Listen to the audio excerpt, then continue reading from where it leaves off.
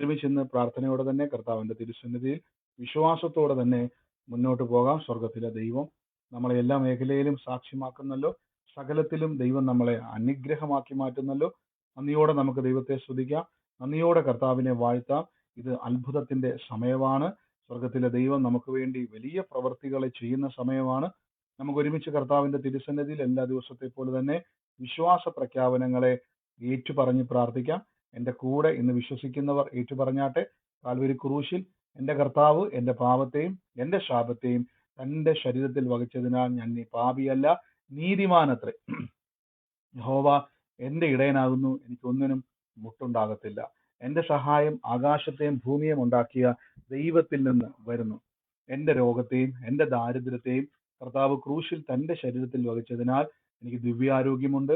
ദീർഘായുസോടെ ഇത് ഞാൻ കർത്താവിനെ സ്തുതിക്കും. രോഗത്തിനോ രോഗശക്തിക്കോ രോഗത്തിന്റെ ആത്മാക്കൾക്കോ എൻ്റെ മേൽ അവകാശമില്ല.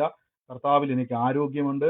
ഞാൻ വാരി വിതറി കൊടുക്കും. ഞാൻ വായ്പ വാങ്ങത്തില്ല. നന്മയും കരുണയും എൻ്റെ ആയുഷ്കാലമൊക്കെയും എന്നെ പിന്തുടരും. ഞാൻ എൻ്റെ ജീവിതകാലം മുഴുവൻ ദൈവം തന്ന ആയുസ്സിൽ ദീർഘായുസ്സിൽ ഞാൻ ആരോഗ്യത്തോടെ ഇരിക്കും.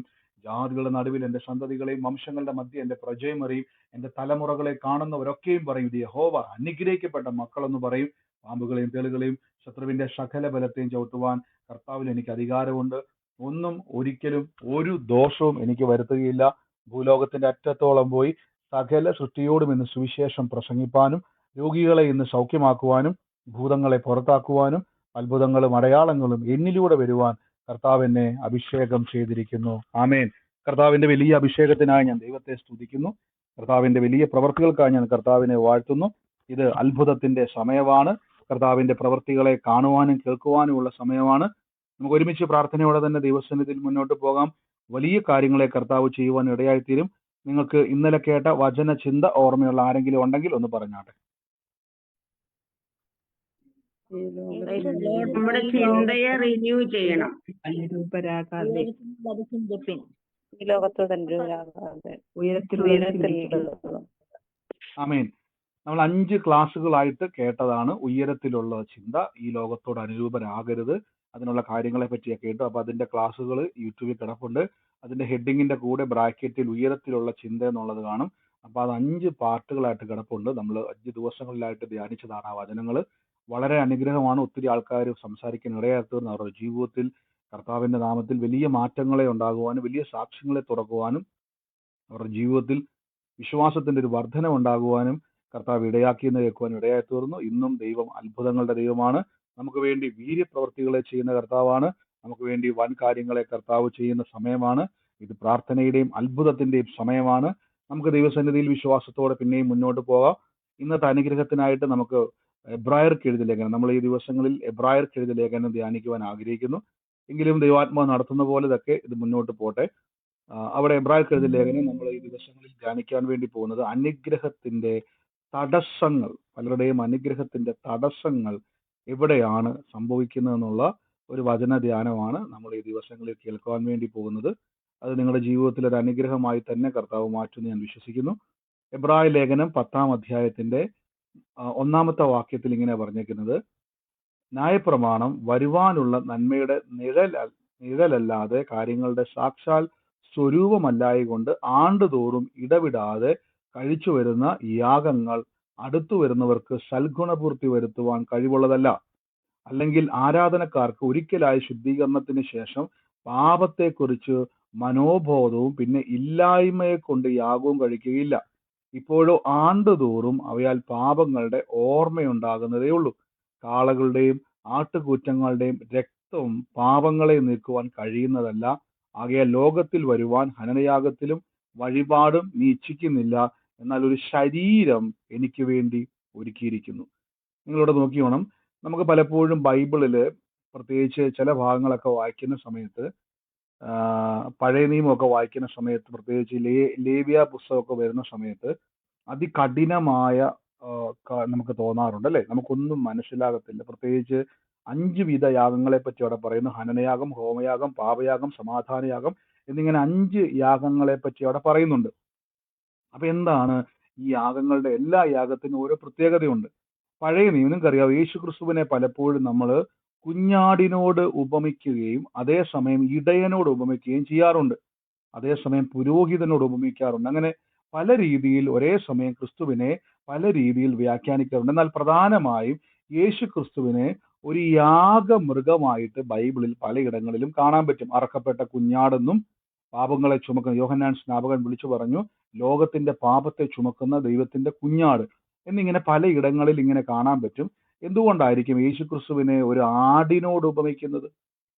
എന്തുകൊണ്ടാണ് നിങ്ങൾക്ക് അറിയാവോ? നിങ്ങൾ ഈ പഴയ നിയമം വായിക്കുന്ന സമയത്ത് അവിടെ കാണാൻ പറ്റും, ദൈവം പാപനിമിത്തം മനുഷ്യനെ ഏദേൻ തോട്ടത്തിൽ നിന്ന് പുറത്താക്കി. നമ്മളിന്ന് ചിന്തിക്കാൻ പോകുന്ന വചനചിന്ത അനുഗ്രഹങ്ങളുടെ തടസ്സങ്ങൾ എന്തൊക്കെയാണ്, എന്തുകൊണ്ട് നിങ്ങൾക്ക് അനുഗ്രഹത്തിലേക്ക് എത്തിച്ചേരുവാൻ കഴിയുന്നില്ല. നമ്മൾ പലപ്പോഴും പ്രാർത്ഥിക്കുന്നു, പലയിടങ്ങളിലും പ്രാർത്ഥനയ്ക്ക് പോകുന്നു, പല ആളുകളെയും കാണുന്നു, പലരും പ്രാർത്ഥിക്കാൻ പ്രയർ റിക്വസ്റ്റുകൾ വിടുന്നു. പക്ഷെ എന്തുകൊണ്ട് എൻ്റെ പ്രാർത്ഥനയ്ക്ക് ഒരു റിസൾട്ട് സംഭവിക്കുന്നില്ല എന്ന് ആരെങ്കിലും കേൾക്കുന്നുവെങ്കിൽ, അല്ലെങ്കിൽ മുന്നോട്ട് നിങ്ങളുടെ വളർച്ചയ്ക്ക് ഈ വചനധ്യാനം സഹായിക്കുമെന്ന് ഞാൻ പരിശുദ്ധാത്മാവിൽ ആശ്രയിക്കുന്നു. അപ്പൊ പഴയ നിയമം നിങ്ങൾ വായിക്കുന്ന സമയത്ത് ഉൽപ്പത്തി പുസ്തകത്തിൽ ഏദേൻ തോട്ടത്തിൽ ദൈവം എല്ലാ നന്മകളുമാണ് മനുഷ്യനെ നിറച്ചത്. അതായത് വലിയൊരു സമ്പന്ന കുടുംബത്തിൽ എല്ലാ സമൃദ്ധിയിലും ജനിച്ച ഒരു വ്യക്തിയേക്കാൾ ഉന്നതനായിരുന്നു ആദം. യഹോവയുടെ സാക്ഷാൽ ദൈവം ഭൂമിയിലേക്ക് ഇറങ്ങി വന്ന് മനുഷ്യനെ മെനഞ്ഞു. ആ മനുഷ്യന്റെ കൂടെ എല്ലാ ദിവസവും ദൈവം എന്ത് ചെയ്യുമായിരുന്നു? അവരുടെ ഒപ്പം ഉണ്ടായിരുന്നു. അതായിരുന്നു ഏദേൻ തോട്ടം. എന്നാൽ പാപം വന്ന നിമിത്തം ഏദേൻ തോട്ടത്തിൽ നിന്നും ദൈവം മനുഷ്യനെ പുറത്താക്കി. അതിന്റെ കാരണം എന്നാന്ന് വെച്ച് കഴിഞ്ഞാൽ, പാപമുള്ള മനുഷ്യന് ദൈവത്തിന്റെ അടുക്കൽ നിൽക്കാൻ കഴിയത്തില്ല. ഞാൻ പറഞ്ഞല്ലോ, ദൈവത്തിന് നിൽക്കാൻ പറ്റാത്തത് കൊണ്ടല്ല. ഞാൻ കഴിഞ്ഞ പ്രാവശ്യം ഉദാഹരണം പറഞ്ഞായിരുന്നു, നിങ്ങൾ വീട്ടിൽ സ്റ്റൗ കത്തിക്കുമ്പോൾ തീ കത്തിക്കുന്ന സമയത്ത് തീയുടെ ഒരു സ്വഭാവം എന്നാന്ന് ചോദിച്ചു കഴിഞ്ഞാൽ, അതിൻ്റെ അടുത്തോട്ട് നിങ്ങളുടെ സ്വന്തം സ്റ്റൗ ആണ്, നിങ്ങൾ കാശ് കൊടുത്ത് മേടിച്ച ഗ്യാസ് ആണ്, നിങ്ങളുടെ സ്വന്തം തീപ്പെട്ടി കൊണ്ടോ ലൈറ്റർ കൊണ്ടോ നിങ്ങൾ കത്തിച്ചതാണ്, എല്ലാം നിങ്ങളുടെ സ്വന്തം വീടാണ്. പക്ഷേ ആ തീയെ തൊട്ടാൽ പൊള്ളും. അപ്പൊ നിങ്ങൾ കാശ് കൊടുത്ത് മേടിച്ച തീയാണ്, ഗ്യാസ് ആണ്, പക്ഷെ തൊട്ടാ പൊള്ളുന്നതിന്റെ കാര്യം തീയുടെ സ്വഭാവം അതാണ്. അപ്പൊ പാപം ചെയ്യുന്ന മനുഷ്യന്, പാപമുള്ള മനുഷ്യന് പിന്നെ ദൈവത്തിന്റെ കൂടെ നിൽക്കാൻ പറ്റത്തില്ല, അവൻ കത്തിപ്പോകും. ബൈബിൾ പറയും ദൈവം അടുത്തുകൂടാത്ത വെളിച്ചത്തിൽ വസിക്കുന്നയാളാണ്. പക്ഷെ ദൈവത്തിന് നമ്മോട് സ്നേഹമാണ്. ബൈബിൾ പറയുന്നത് നാം ദൈവത്തെ സ്നേഹിച്ചല്ല, ദൈവം നമ്മെ സ്നേഹിച്ചതാണ്. അപ്പൊ ദൈവത്തിന് എന്നോട് സ്നേഹമുള്ളത് കൊണ്ട്, ദൈവത്തിന് എന്നോട് കൂട്ടുകൂടാൻ ആഗ്രഹമുള്ളത് കൊണ്ടും ദൈവം എന്ത് ചെയ്തു? മനുഷ്യനെ വീണ്ടും ദൈവത്തിലേക്ക് അടുപ്പിക്കുവാൻ ദൈവം കൊടുത്തതാണ് ന്യായപ്രമാണം. എന്നാൽ നിങ്ങൾക്ക് അറിയണോ, ഈ ദൈവത്തിന് എപ്പൊ നിങ്ങൾ ചിന്തിക്കും ദൈവത്തിന് എന്നാലോ, ചിലർ ചോദിക്കണം എങ്കിൽ പിന്നെ ഏദേൻ തോട്ടത്തിൽ ആപ്പിൾ വൃക്ഷം ഒന്നും അല്ല, ചിലർ പറയാറുണ്ട് എങ്ങനെയെങ്കിൽ പിന്നെ ദൈവത്തിന് ആ നന്മ തിന്മകളുടെ വൃക്ഷത്തിന്റെ ഫലം സൃഷ്ടിക്കാതിരുന്നാൽ പോരായിരുന്നു. ചിലർ ചോദിക്കുന്നുണ്ട്, ആ ആ വൃക്ഷത്തിന്റെ ഫലം കഴിച്ചപ്പോൾ തന്നെ ദൈവത്തിനെല്ലാം പഴയ പോലെ ആക്കാൻ മേലായിരുന്നു, ദൈവം സർവശക്തനല്ലേ, ദൈവത്തിന് പഴയ പോലെ ആക്കാൻ പറ്റത്തില്ലായിരുന്നു എന്ന് പലരും ചോദിക്കാറുണ്ട്. ദൈവത്തിന് എല്ലാം കഴിയും, പക്ഷെ ദൈവം എന്തുകൊണ്ടാണ് ചെയ്യാത്തെന്ന് ചോദിച്ചു കഴിഞ്ഞാൽ, ദൈവം ഒരേ സമയം ദൈവമാണ് പിതാവുമാണ്. എന്താണ് ദൈവം എന്ന് പറഞ്ഞാൽ? നീതിയോടെ പ്രവർത്തിക്കുന്നയാളാണ് ദൈവം. നിങ്ങൾക്കറിയാം, ഒരു ജഡ്ജി, നമ്മുടെ കോടതിയിൽ ഇരിക്കുന്ന ഒരു ജഡ്ജിക്ക് ഒരു പ്രത്യേകതയുണ്ട്. ജഡ്ജിയുടെ മുമ്പിൽ ഒരു പ്രതിയായി തന്റെ മോൻ വന്നാൽ പോലും ജഡ്ജിക്ക് എന്റെ മോനാ കേട്ടോ, എന്റെ മോനാ, അവനൊരു തെറ്റ് ചെയ്തു, അവനൊരു കൊലപാതകം ചെയ്തു, എന്റെ മോനായതുകൊണ്ട് ആ ജഡ്ജിക്ക് ആ മകനെ അവിടെ നിന്ന് റിലീസ് ചെയ്യാൻ പറ്റുമോ? അവനെ വെറുതെ വിടാൻ പറ്റുമോ? ജഡ്ജിയുടെ മകനായതുകൊണ്ട് ഇല്ല. നീതി നടപ്പാക്കണം. ഇത് തന്നെയാണ് ദൈവത്തിന്റെയും ഒരു പ്രശ്നം. ദൈവത്തിനും സംഭവിച്ചത് കുറ്റമല്ല, ദൈവം ഇത് തന്നെയാണ്. ദൈവം ഒരേ സമയം നീതിമാനായ ദൈവവുമാണ്, സ്നേഹസമ്പന്നനായ പിതാവുമാണ്. അതുകൊണ്ടാണ് ഞാൻ പറഞ്ഞത്, ഒരു ജഡ്ജി കോടതിക്കകത്തിരിക്കുമ്പോൾ അദ്ദേഹം പിതാവുമാണ്, ഒരു അധികാര പീഠത്തിന്റെ വക്താവുമാണ്, നീതി പീഠത്തിന്റെ വക്താവാണ്. അപ്പൊ അവിടെ വരുന്നത് മകനായിക്കോട്ടെ, ഭാര്യ ആയിക്കോട്ടെ, ഒരു കുലക്കുറ്റം ചെയ്തിട്ട് വന്നിട്ട് പറയാം എന്റെ പിതാവാണ് അവിടുത്തെ ജഡ്ജി, അതുകൊണ്ട് എന്നെ വെറുതെ വിടുമെന്ന് പറയാൻ നടക്കത്തില്ല. കാര്യം നീതിയോടെ വിധിക്കണം. അപ്പൊ ദൈവം മനുഷ്യനെ പാപത്തെ ക്ഷമിച്ചിരുന്നുവെങ്കിൽ പിശാച് പറയും ദൈവം എന്ത് നീതിമാനാ? കാര്യം ദൈവം പാപത്തെ സപ്പോർട്ട് ചെയ്ത ദൈവമാണോ? അപ്പൊ കർത്താവിന് മനസ്സിലായി, ഒരേ സമയം ഞാൻ നീതിമാനായ ദൈവവും ഒരേ സമയം ഞാൻ സ്നേഹവാനായ പിതാവുമാണ്. പക്ഷെ നിങ്ങൾക്കോ എനിക്കോ ഒരിക്കലും ദൈവം വെച്ചിരിക്കുന്ന ദൈവത്തിന്റെ കൂട്ടായ്മയിലേക്ക് ഇനി തിരിച്ചു പഴയ പോലെ ചെല്ലാൻ പറ്റത്തില്ല. പാപത്തിന് അത്രയും വലിയ ശക്തിയുണ്ട്, നിങ്ങളെ അടുപ്പിക്കത്തില്ല, നിങ്ങളെ അനുദിനം ദൈവത്തിൽ നിന്ന് അകത്തിക്കൊണ്ടിരുന്നു. അങ്ങനെ ഇരിക്കുന്ന സമയത്താണ് ബൈബിൾ വായിച്ചേ 4-ാമത്തെ വാക്യം നോക്കി, കാളക്കുറ്റന്റെയും ആട്ടുകുറ്റന്മാരുടെയും രക്തത്തിൽ പാപങ്ങളെ നീക്കുവാൻ കഴിയുന്നതല്ല. ആകയാൽ ഈ ലോകത്തിൽ വരുമ്പോൾ ഹനനയാഗവും വഴിപാട് നിശ്ചയിച്ചില്ല, എന്നാൽ ഒരു ശരീരം എനിക്ക് വേണ്ടി ഒരുക്കി വെച്ചിരിക്കുന്നു. നിങ്ങൾ നോക്കിക്കേ, ഈ ശരീരമാണ് യേശുവിന്റെ ശരീരം. എന്താണ് യേശുവിന്റെ ശരീരത്തിന്റെ പ്രത്യേകത? ഞാൻ ചിലപ്പോൾ പറയാറില്ലേ, കർത്താവായ യേശു ക്രിസ്തുവിന്റെ തിരുമുറിവിനാൽ. അപ്പം ഈ ചിലർ ചിന്തിക്കും, ബ്രദറെ ബൈബിളിൽ അങ്ങനെ തിരുമുറിവ് എന്നൊരു വാക്കില്ലല്ലോ, തിരുമുറിവ് എന്നൊരു വാക്ക് അങ്ങുമില്ല. അപ്പൊ ബ്രദറെ അതെന്തുകൊണ്ട് അങ്ങനെ പറഞ്ഞാൽ? തിരു എന്ന് പറഞ്ഞാൽ വിശുദ്ധമായി എന്നൊരർത്ഥം എന്നുള്ളൂ. വിശുദ്ധ ശരീരത്തിന് പലപ്പോഴും നമ്മൾ ഉപയോഗിക്കുന്ന ഒരു വാക്കാണ് തിരു ശരീരം, തിരു രക്തം എന്നൊക്കെ പറയുന്നത്. അപ്പൊ കർത്താവിന്റെ ശരീരം വിശുദ്ധ ശരീരമാണ്. അപ്പൊ എന്തുകൊണ്ടാണ് പഴയ നിയമത്തിൽ ഈ ആട്ടുകുറ്റന്മാരെ, കാളകളെയും ഓരോന്നിനും ഓരോ യാഗമുണ്ട്. നിങ്ങൾ പഴയ നിയമമൊക്കെ വല്ലപ്പോഴും വായിക്കുന്ന നല്ലതാണ്, പ്രാക്ടീസ് ചെയ്യാൻ വേണ്ടി അല്ല, അറിയാൻ വേണ്ടി, ഇൻഫർമേഷന് വേണ്ടി വായിക്കുന്ന നല്ലതാണ്. അവിടെ പല വിധത്തിലെ യാഗമുണ്ട്. ദരിദ്രന് യാഗമുണ്ട്. ഇപ്പം ഒരു കാളയെ ആടിനെയോ ഒക്കെ അറക്കാൻ കാശില്ലാത്തവർ കുറുപ്രാവിനെ എന്ത് ചെയ്യാം? അറക്കാം. അപ്പൊ ഞാൻ അതിലേക്കൊന്നും പോകണില്ല, ഒറ്റ വാക്കി പറയാം. പഴയ നിയമത്തിൽ വർഷത്തിലൊരിക്കൽ യഹൂദന്മാരും മഹാപുരോഹിതനും വന്നിട്ട് ഒരു മൃഗത്തിന്റെ മേൽ സകല മനുഷ്യരുടെയും പാപത്തെ അതിന്റെ തലയിൽ കൈവച്ച് സകല പാപത്തെയും ആടിന്റെ മേലേക്ക് സമർപ്പിക്കും. എന്നിട്ട് ഈ ആടിനെ അറുത്തതിന് ശേഷം ഇതിന്റെ രക്തം കൊണ്ടുവന്ന് കൃപാസനത്തിന്റെ മേൽ തളിക്കും. അവിടെ ദൈവത്തിന്റെ ശഖേന ഇറങ്ങിയിട്ട് ഒരു വർഷത്തേക്ക് അവരുടെ പാപത്തെ മോചിപ്പിക്കുന്നില്ല, പകരം പാപത്തെ മറയ്ക്കുന്നു. ഇതിങ്ങനെ ആണ്ടുതോറും ചെയ്തു വന്നുകൊണ്ടേയിരുന്നു. എന്തിനാണെന്നറിയാവോ? വരുവാനുള്ള ഒറിജിനൽ യേശുക്രിസ്തുവിന്റെ ശരീരം ഇതേപോലെ ഭൂമിയിൽ രക്തം ചൊരിയപ്പെടുന്ന രീതിയിൽ തകർക്കപ്പെടും, യാഗമായി തീരും. ഇതിന്റെ ഒരു അടയാളമായിട്ടാണ് പഴയ നിയമം മുതൽ ഈ ബൈബിളിൽ ആടുകളെ അറക്കുന്നത് കാണിച്ചുകൊണ്ടിരുന്നത്. ഇതൊരു അടയാളമാണ്. എന്താന്ന് ചോദിച്ചു കഴിഞ്ഞാൽ, അറക്കപ്പെട്ട കുഞ്ഞാടായി യേശു ക്രിസ്തു വരുമ്പോൾ ഇതേപോലെ നിങ്ങൾക്ക് പാപമോചനം ലഭിക്കും. നോക്കിക്കേ, അപ്പൊ ഇവിടെ പറയുന്നു, എനിക്ക് വേണ്ടി ഒരു ശരീരത്തെ ഒരുക്കി വെച്ചിരിക്കുന്നു. അടുത്ത വാക്യം എന്ന് പറയുന്നു, സർവാംഗ ഹോമത്തിലോ പാപയോഗത്തിലോ നീ പ്രസാദിച്ചില്ല. അപ്പോൾ ഞാൻ പറയുന്നു, ഇതാ ഞാൻ വരുന്നു, പുസ്തക ചുരുളിൽ എന്നെ കുറിച്ച് എഴുതിയിരിക്കും. ദൈവമേ, നിന്റെ ഇഷ്ടം ചെയ്യുവാൻ ഞാൻ വരുന്നു എന്ന് അവൻ പറയുന്നു. നോക്കിക്കേ, അപ്പൊ യേശു ക്രിസ്തുവിന്റെ വരവിനെ പറ്റി പറയുന്നു, നിന്റെ ഇഷ്ടം ചെയ്യുവാൻ ഞാൻ വരുന്നു, പുസ്തക ചുരുളിൽ എന്നെ പറ്റി എഴുതിയിരിക്കുന്നു. അപ്പൊ യേശു ക്രിസ്തു വരുന്നത് എന്തിനു വേണ്ടിയാണെന്നറിയാവോ? നിങ്ങളെ ദൈവത്തിന്റെ അടുക്കലേക്ക് കൊണ്ടുവരുവാൻ. ഇനി മുതൽ ശ്രദ്ധിച്ചോണം, നിങ്ങൾ ആരെങ്കിലും കർത്താവിന്റെ തിരുസന്നിധിയിൽ പ്രാർത്ഥിക്കുന്ന സമയത്ത് നമ്മൾ ഏറ്റവും കൂടുതൽ മിക്ക സഭകളിലും ഞാൻ കണ്ടിട്ടുണ്ട്, നിങ്ങളുടെ കുറവുകൾ ഏറ്റു പറഞ്ഞ് ദൈവസന്നിധിയിൽ പ്രാർത്ഥിച്ചാലേ അനുഗ്രഹം കിട്ടത്തുള്ളൂ.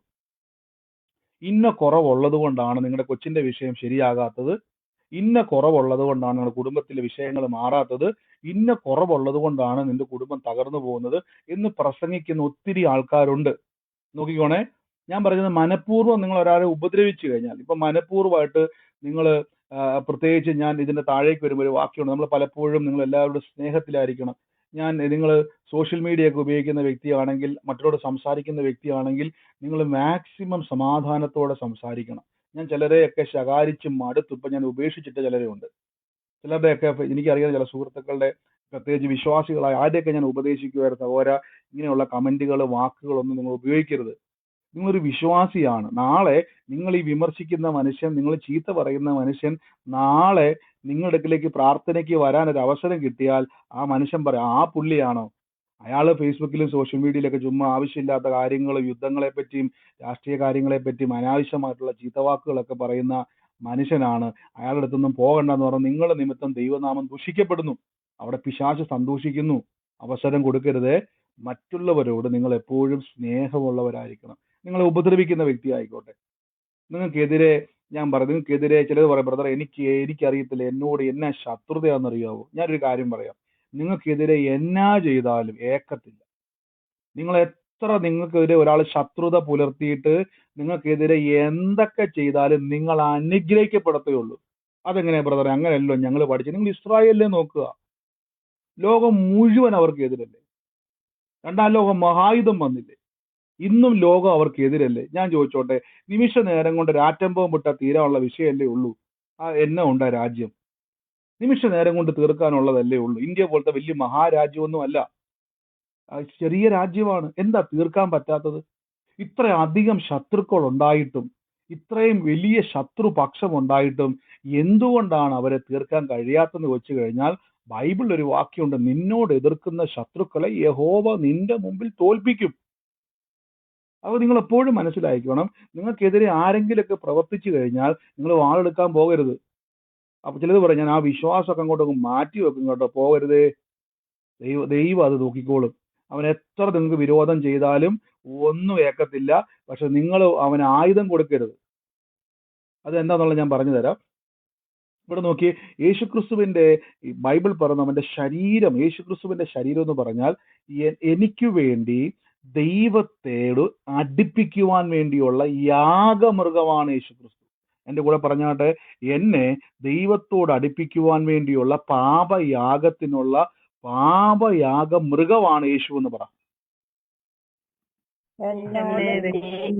ദൈവത്തിനോട് അടുപ്പിക്കാനുള്ള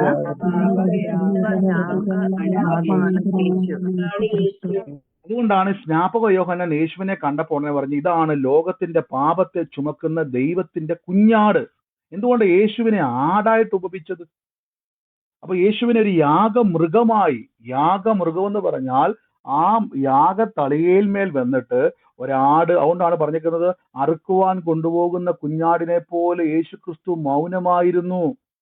നോക്കിക്കേ, അപ്പൊ ഈ ആടുകൾ നമുക്കറിയാം, യാഗം അർപ്പിക്കാൻ വേണ്ടി പോകുമ്പോഴേക്കും ആട് പറയും, എന്നെ കൊല്ലരുത്, എന്നെ കൊല്ലരുത്, എനിക്ക് ജീവിക്കണേന്ന് പറഞ്ഞത് ഒരിക്കലും എന്ത് ചെയ്യത്തില്ല, ആടുകൾ ഒച്ച ഉണ്ടാക്കോ ഇല്ല, അതിങ്ങനെ മൗനമായി നിന്നു കൊടുക്കും.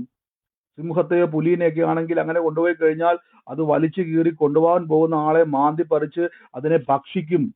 പക്ഷെ ആടിന്റെ പ്രത്യേകത എന്താ വെച്ച് കഴിഞ്ഞാൽ അത് മിണ്ടാതെ ആ യാഗപീഠത്തിന്റെ മേൽ പോയിരിക്കും. അതിന്റെ തല അറുക്കുന്ന സമയത്ത്, അതിന്റെ രക്തം എടുക്കുന്ന സമയത്തൊന്നും അത് വേണ്ട എന്ന് പറയത്തില്ല, അത് കൊതറിച്ചോടാൻ ശ്രമിക്കത്തില്ല, ഇവരെ കടിക്കാനോ മാന്താനോ തിന്നാനോ പോകത്തില്ല. ബൈബിൾ പറഞ്ഞ അനുസരണയോടെ അതിരിക്കും. ഇതേപോലെ യേശുക്രിസ്തു നമുക്ക് വേണ്ടി യാഗമൃഗമായി തീർന്നു. എന്തിനാണെന്നറിയാവോ? ദൈവത്തോടെന്നെ അടുപ്പിക്കുവാൻ, ദൈവത്തോടെന്നെ അടുപ്പിക്കുവാൻ വേണ്ടി. അതുകൊണ്ടാണ് പുസ്തക ചുരുളിൽ യേശു എന്നെ കുറിച്ച് എഴുതിയിരിക്കുന്ന ദൈവത്തിന്റെ ഇഷ്ടം ചെയ്യുവാൻ ഞാൻ ഇതാ വന്നിരിക്കുന്നു. അടുത്ത വാക്യത്തിൽ പറയുന്നു, ന്യായപ്രമാണ പ്രകാരം കഴിച്ചു വരുന്ന യാഗങ്ങളും വഴിപാടുകളും സർവ ഹോമയാഗങ്ങളും പാപയാഗവും നീ ഇച്ഛിച്ചില്ല, അവയിൽ നീ പ്രസാദിച്ചതുമില്ല എന്നിങ്ങനെ പറഞ്ഞ ശേഷം എന്റെ ഇഷ്ടത്തിൽ, എന്നിട്ട് പറയാണ്, ഇതാ ഞാൻ എന്റെ ഇഷ്ടം ചെയ്യുവാൻ വന്നിരിക്കുന്നു എന്ന് പറഞ്ഞുകൊണ്ട് അവൻ രണ്ടാമത്തേതിനെ സ്ഥാപിപ്പാൻ ഒന്നാമത്തേതിനെ നീക്കിക്കളഞ്ഞു.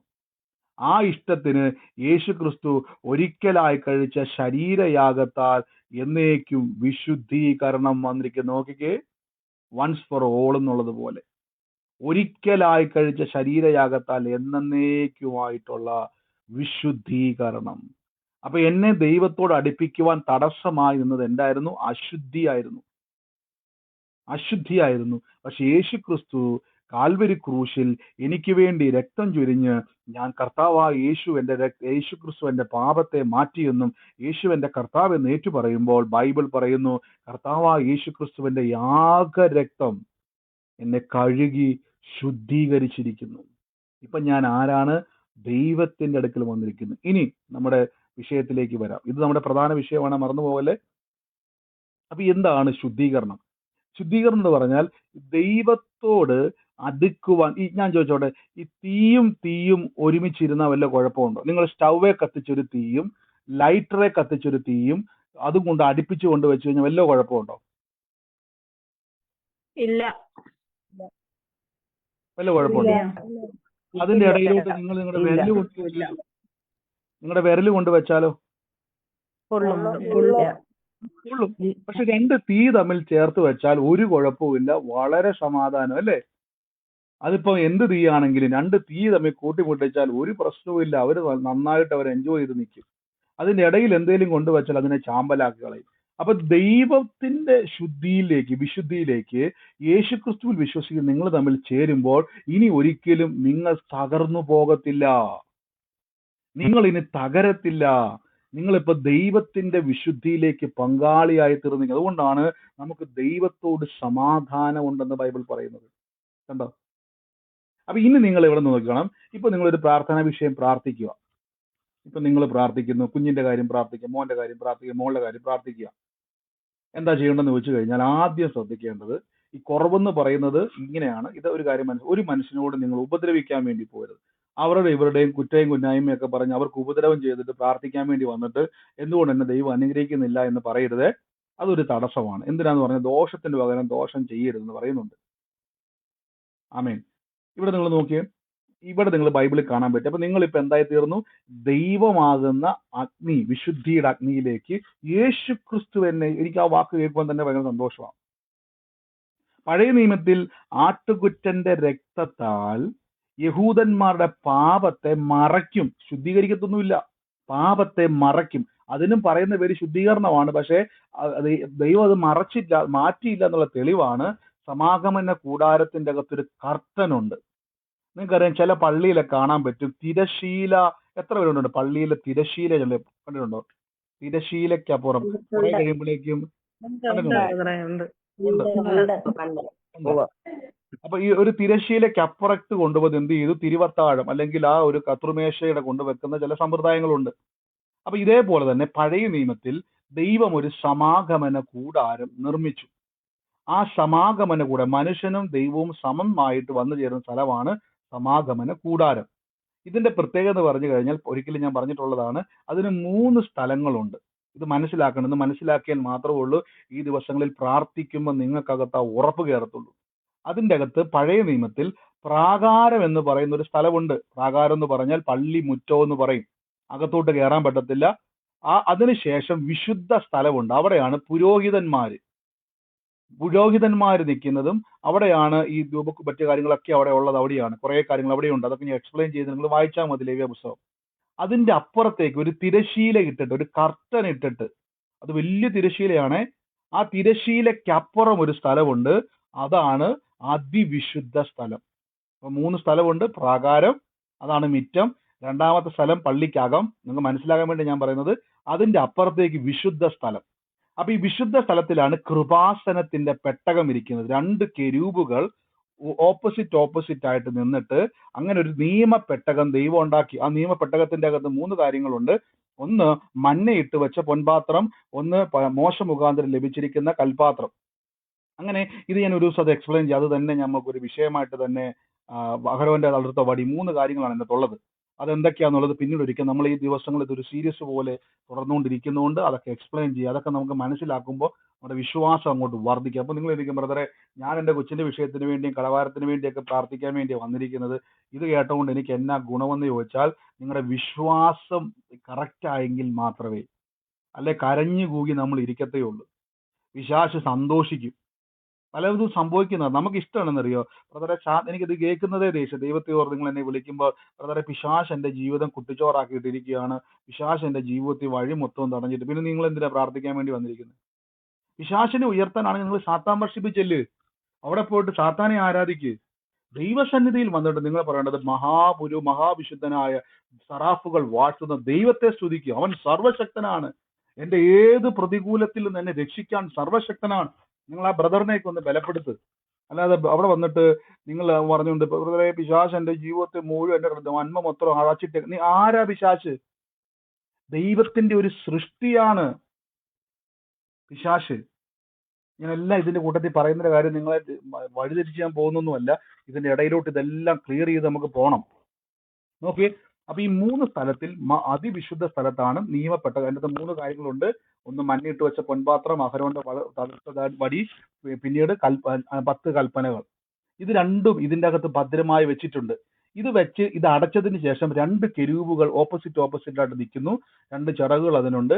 ഇതിന്റെ നടുക്ക് വർഷത്തിലൊരിക്കൽ പ്രാകാരത്തിൽ അറുക്കപ്പെട്ട ആ ആടിന്റെ രക്തം, അതായത് യഹൂദന്മാരുടെ മുഴുവനും പാപത്തെ ഒരാടിന്റെ തലമേൽ കൈവച്ച് പാപത്തെയും ആടിന്റെ മേൽ സമർപ്പിച്ചിട്ട് ആടിനെ അറുത്ത് ഇതിന്റെ രക്തവുമായി മഹാപുരോഹിതൻ പ്രാകാരത്തിൽ നിന്നും വിശുദ്ധ സ്ഥലത്തു നിന്നും അതിവിശുദ്ധ സ്ഥലത്തേക്ക് ചെന്ന് തിരശീലയ്ക്കപ്പുറം, വേറെ ആർക്കും പോകാൻ പറ്റത്തില്ല, ഈ പുരോഹിതന്റെ അരയിൽ ഒരു ചെങ്ങലയിട്ടതിന് ശേഷം ഇദ്ദേഹത്തെ അകത്തോട്ട് കൊണ്ടുപോയി ഈ രക്തം കൊണ്ടുവന്ന് ഈ കൃപാസനത്തിന്റെ നടുക്ക് തളിക്കുമ്പോൾ സ്വർഗത്തിൽ നിന്ന് ദൈവത്തിന്റെ വിശുദ്ധ സാന്നിധ്യം വന്നിട്ട് ഈ രക്തത്തിന്റെ മേൽ പ്രസാദിക്കുമ്പോൾ, ഇനി അഥവാ ഈ മഹാപുരോഹിതൻ എന്തെങ്കിലും തെറ്റ് ചെയ്തിട്ടുണ്ടെങ്കിൽ ആ സെക്കൻഡിൽ മഹാപുരോഹിതൻ കത്തിത്തീരും.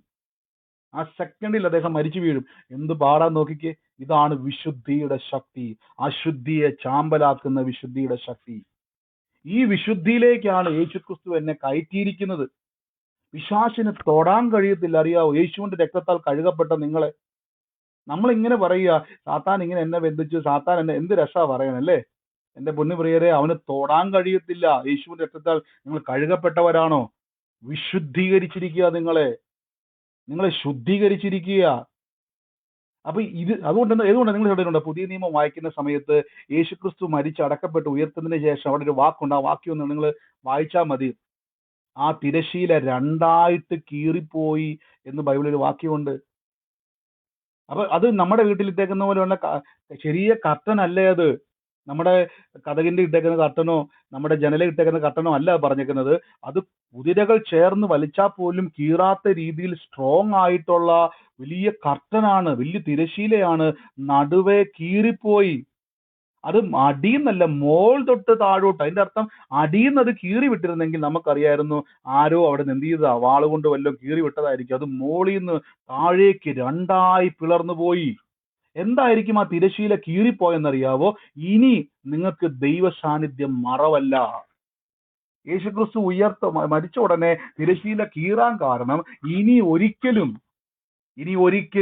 നിങ്ങൾക്ക് ദൈവത്തിൽ നിന്ന് അകന്ന് മാറാൻ കഴിയത്തില്ല. ആ തിരശീല രണ്ടായി കീറുക. അപ്പൊ ഇനി ഏതെങ്കിലും സ്ഥലത്ത് ആ തിരശീല കണ്ടു കഴിഞ്ഞാൽ തെറ്റാ കേട്ടോ. എവിടെയെങ്കിലും ആ തിരശീല കൊണ്ട് ഇങ്ങനെ മൂടുന്നത് കണ്ടു കഴിഞ്ഞാൽ അത് നിങ്ങൾ ഓർത്തോണം, അത് പിന്നെയും എന്ത് ചെയ്തുകൊണ്ടിരിക്കുകയാണ്, ആളുകൾ ഇപ്പോഴും ആ പഴയ കാലഘട്ടത്തിൽ ജീവിച്ചുകൊണ്ടിരിക്കുക. ഇനി തിരശീല വേണ്ട, മറയപ്പെട്ട ഒരു തിരശീല ഇനി നമുക്ക് വേണ്ട, അത് നടുവേ കീറിപ്പോയി. ആ വാക്യം ഒന്ന് എടുക്കാൻ പെട്ടെന്ന് ലൂക്കോസിന്റെ സുവിശേഷത്തിൽ അല്ലെങ്കിൽ മർക്കോസിലുണ്ടത്. തിരശീല രണ്ടായി കീറിപ്പോയി. അത് ചുമ്മാ കീറിപ്പോകുന്നതല്ല, ഒരു കാറ്റടിച്ചാൽ കീറിപ്പോകുന്നതല്ല. നിങ്ങളത് പഴയ നിയമം വായിച്ചാൽ മതി. ഞാനൊന്നും എക്സ്പ്ലെയിൻ ചെയ്ത് പോകാത്ത ഒരു ലേവ്യ പുസ്തകം ഒന്ന് വായിച്ചാൽ മതി. സംശയം ഉണ്ടെങ്കിൽ എനിക്ക് മെസ്സേജ് അയച്ചാൽ മതി. നോക്കിയേ, അപ്പൊ യേശുക്രിസ്തുവിന്റെ ശരീരയാഗത്താൽ എന്ത് സംഭവിച്ചെന്നറിയാവോ? ദൈവത്തിന്റെ വിശുദ്ധിയിലേക്ക് എന്നെ എന്റെ അർത്ഥം, എന്നെ ദൈവം ഒരു തീയാക്കി മാറ്റിയിരിക്കുന്നു.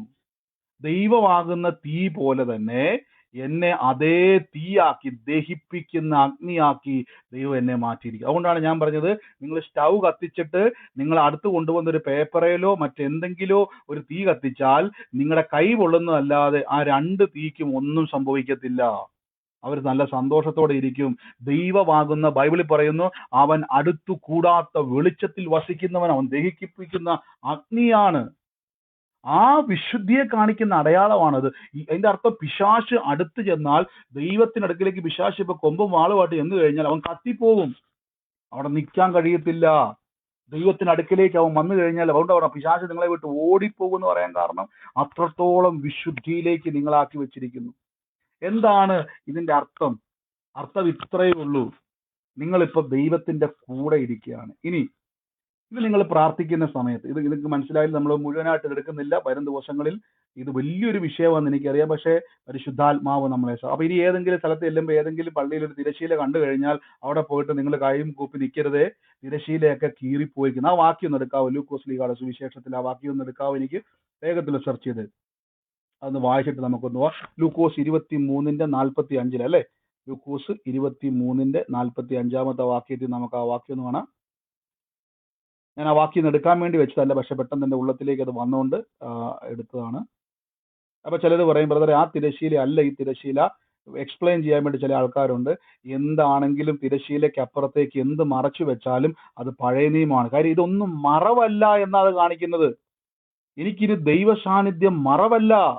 എനിക്കിന് ദൈവത്തെ, നിങ്ങൾ നോക്കിയേ, ഏദൻ തോട്ടത്തിൽ ദൈവം വെയിലാറുമ്പോൾ ഇറങ്ങി വരുന്ന സമയത്ത് ആദം മറഞ്ഞിരുന്നു.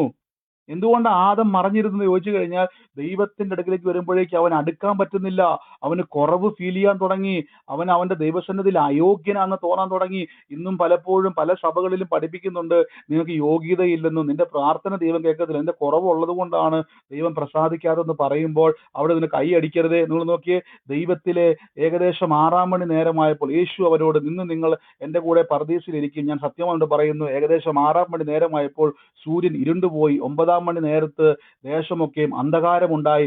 ദൈവ മന്ദിരത്തിന്റെ തിരശീല നടുവെ ചീന്തിപ്പോയി. ഓക്കെ, നടുവെ ചീന്തിപ്പോയി. അത്യുച്ചത്തിൽ, പിതാവേ, ഞാൻ എൻ്റെ ആത്മാവിനെ തൃക്കൈയിൽ ഏൽപ്പിക്കുന്നു യേശു നിലവിളിച്ചു, പ്രാണനെ വിട്ടു. അപ്പൊ യേശു മരിച്ച സമയത്ത് എന്തുകൊണ്ട് തിരശീല രണ്ടായി കീറിയെന്ന് എഴുതാൻ കാരണം എന്നാന്നറിയാവോ? ദൈവ സാന്നിധ്യത്തെ മറച്ചു വെച്ചുകൊണ്ടിരുന്ന പാപമെന്ന തടസ്സത്തെ യേശു നീക്കിയിരിക്കുന്നു. അതുകൊണ്ടാണ് ദേവാലയത്തിന്റെ തിരശീല നടുവേ കീറി. ഇനി ആരെങ്കിലും കൊണ്ടുവന്ന് ഇതേപോലെ തിരശീല വെച്ചിട്ട് അവിടെ എന്തെങ്കിലും മറച്ചു വെച്ചാൽ ഇത് പിന്നെയും നിങ്ങൾ എന്ത് ചെയ്യുന്നു? ആട്ടുകുറ്റന്മാരുടെ രക്തത്തിലേക്ക് പോയിക്കൊണ്ടിരിക്കുക. അവിടെ നിങ്ങൾക്ക് ഒരിക്കലും രക്ഷയില്ല. അവിടെ രക്ഷയില്ല. അവിടെ നിങ്ങൾ അടിമകളാണ്, ദാസന്മാരാണ്, പാപികളാണ്, നിങ്ങളെ പിന്നെയും പിന്നെയും പറഞ്ഞുകൊണ്ടിരിക്കുന്നു. ഹല്ലേലൂയ. അപ്പൊ നിങ്ങൾ മനസ്സിലാക്കിക്കോണം, കർത്താവിന്റെ ക്രൂശിലേക്ക് വരുന്ന സമയത്ത്, ഇനി നിങ്ങളൊരു വിഷയം പ്രാർത്ഥിക്കുന്ന സമയത്ത്, അത് പറഞ്ഞാൽ ഇന്നത്തെ ക്ലാസ് നമുക്ക് അവസാനിപ്പിക്കാം. എന്നിട്ട് നമുക്ക് പ്രാർത്ഥിക്കാം. നിങ്ങളിപ്പം പ്രാർത്ഥനയ്ക്ക് നിൽക്കുന്ന സമയത്ത്, ഉദാഹരണമായിട്ട് ഒരു ഉദാഹരണം ഞാനിത് പ്രാർത്ഥിക്കുവാണ്. ഇപ്പം പലപ്പോഴും നമ്മുടെ മനസ്സിൽ ഇപ്പൊ വേട്ടയാടുന്ന ഒരു വിഷയമാണ് എൻ്റെ കുറവ്. ഞാൻ ആദ്യം തന്നെ കുറവ് എന്നുള്ള വാക്കൊന്ന് എക്സ്പ്ലെയിൻ ചെയ്ത് പോവാണ്. മനഃപൂർവ്വമായിട്ട് ആരെങ്കിലും ഉപദ്രവിച്ചിട്ട് നിങ്ങൾ പ്രാർത്ഥനയ്ക്ക് വരുവാണെങ്കിൽ ഏറ്റു പറയണം. ഇപ്പൊ നിങ്ങൾ എനിക്കെതിരെ ഉപദ്രവം ചെയ്തു, എന്നെ ഉപദ്രവിക്കാൻ വേണ്ടി മനഃപൂർവ്വമായിട്ട് പല കാര്യങ്ങളും ചെയ്തെന്ന് വിചാരിച്ചു. എനിക്കെതിരെ അപവാദം പറയുക, എൻ്റെ ജീവിതത്തിൽ പല രീതിയിൽ എന്നെ ഉപദ്രവിക്കുക, വഴിമുടക്കുക, ഒത്തിരി കാര്യങ്ങൾ ചെയ്തിട്ടൊന്നും നിങ്ങൾ വലിയ അന്യഭാഷ പ്രാർത്ഥിച്ചൊന്നും ഒരു കാര്യമൊന്നുമില്ല. അവിടെ പിശാച് നിങ്ങളുടെ കൂടെ വന്നിരുന്നുകൊണ്ട് നിങ്ങളെ സപ്പോർട്ട് ചെയ്യും. അതുകൊണ്ടാണ് ദോഷത്തിന് പകരം ദോഷം ചെയ്യും. അപ്പം നമുക്ക് ദേഷ്യം വരത്തില്ല, നല്ല ഞാൻ പറഞ്ഞ് സപ്പോർട്ട് ചെയ്യുമല്ല. ഡെയിലി ദേഷ്യപ്പെട്ട ഡേറ്റ് പറയാൻ നിൽക്കരുത്. ദേഷ്യം ഉണ്ടെങ്കിൽ കർത്താവ് ഈ സ്വഭാവത്തിൽ എനിക്ക് മാറ്റം വരണം. വായി തോന്നുന്ന എല്ലാം വിളിച്ചു പറഞ്ഞിട്ട് പിന്നെ അവസാനം ദൈവസന്നിധി വന്നിട്ട് വലിയ നമ്മൾ സെന്റിമെന്റ്സ് കാണിച്ചിട്ട് കാര്യമില്ല. നിയന്ത്രിക്കാൻ പ്രാർത്ഥിക്കണം. അങ്ങനെ ഒരു സ്വഭാവം എൻ്റെ കയ്യിൽ ഉണ്ടെങ്കിൽ പരിശുദ്ധാത്മാവേ ഈ ബലഹീനതയിൽ നിന്ന് എന്നെ സഹായിക്കാൻ പ്രാർത്ഥിക്കണം. ഒരിക്കലും ഒന്നിനെയും ഞാൻ സപ്പോർട്ട് ചെയ്യുന്നതല്ല. ഇനി നോക്കിയേ, ഇവിടെ അപ്പൊ യേശുക്രിസ്തുവിലേക്ക് വന്നതിന് ശേഷം നിങ്ങൾ പ്രാർത്ഥിക്കുവാന്ന് വിചാരിച്ചു. എങ്ങനെയാ പ്രാർത്ഥിക്കുന്നത് വെച്ച് കഴിഞ്ഞാൽ, ഇപ്പം ജാതികളുടെ നടുവിൽ എൻ്റെ സന്തതികളെയും വംശങ്ങളുടെ മധ്യ എൻ്റെ പ്രജയം പറയും, എൻ്റെ തലമുറയ്ക്ക് വേണ്ടി പ്രാർത്ഥിച്ചുകൊണ്ട് എൻ്റെ ഭാവി എന്തും ആയിക്കോട്ടെ, കുടുംബത്തിൽ ഏതൊരു വിഷയം, ഞാനിപ്പോൾ തലമുറ പെട്ടെന്ന് വിടുവാണേ. ഇത് പ്രാർത്ഥിക്കുന്ന സമയത്ത് പെട്ടെന്ന് മനസ്സ് പറയുന്നത് എന്തോ കുറവ് നിനക്കുണ്ട്, നിന്റെ പ്രാർത്ഥന ദൈവം കേൾക്കത്തില്ല, നിനക്ക് എന്തൊക്കെയോ കുറവുണ്ട്, പിശാച് നിന്നെ ബന്ധിച്ചിരിക്കുന്നു, അങ്ങനെ കുറേ കാര്യങ്ങൾ മനസ്സിലോട്ട് വരും. അപ്പൊ അതിനെ സപ്പോർട്ട് ചെയ്യുന്ന രീതിയിൽ ഏതെങ്കിലുമൊക്കെ ഉപദേശിമാർ വന്നിട്ട് പല പ്രവചനങ്ങളും പറയും. നിങ്ങൾക്കകത്തൊരു ബലം വേണേ. യേശുക്രിസ്തുവിന്റെ ശരീരയാഗത്താൽ, യേശുക്രിസ്തുവിന്റെ ഏകയാഗത്താൽ ഏദേൻ തോട്ടത്തിൽ നഷ്ടപ്പെട്ടു പോയ ദൈവത്തിന്റെ കൂട്ടായ്മയിലേക്ക് എന്നെ മടക്കി കൊണ്ടുവന്നിരിക്കുന്നു. അതുകൊണ്ടാണ് ബൈബിൾ പറഞ്ഞിരിക്കുന്നത്, ശത്രുക്കളായിരിക്കുമ്പോൾ തന്നെ പുത്രന്റെ മരണത്താൽ ദൈവത്തോട് നിരപ്പിച്ചു. അപ്പൊ ഞാനിപ്പം ദൈവസന്നിധിയില. ഇനി ദൈവത്തിന് എൻ്റെ കുറവ് നോക്കി നടക്കുന്നതല്ല ദൈവത്തിന്റെ ഡ്യൂട്ടി. പകരം യേശുക്രിസ്തുവിനാലുള്ള ശുദ്ധീകരണം പ്രാപിച്ച എന്നെ നോക്കി സന്തോഷിക്കുന്ന കർത്താവിനെ എനിക്ക് കാണാൻ പറ്റുന്നത്.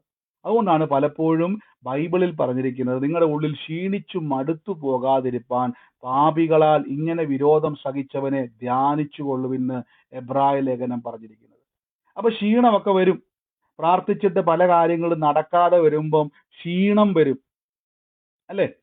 ഇനി എന്തിനാ ഞാൻ പ്രാർത്ഥിക്കുന്നത്? ക്ഷീണം വരും. ബൈബിൾ പറയുന്നു, അബ്രഹാം ക്ഷീണിച്ചു, അവൻ വിശ്വാസത്തിൽ ക്ഷീണിച്ചില്ല എന്ന് പറഞ്ഞു. അപ്പൊ ക്ഷീണിക്കുന്ന ചില അവസ്ഥ ഉണ്ടായിട്ടും ക്ഷീണിച്ചില്ല. എബ്രായ ലേഖനം പറയുന്നു, ക്ഷീണിച്ചു മടുത്തു പോകാതിരിപ്പാൻ.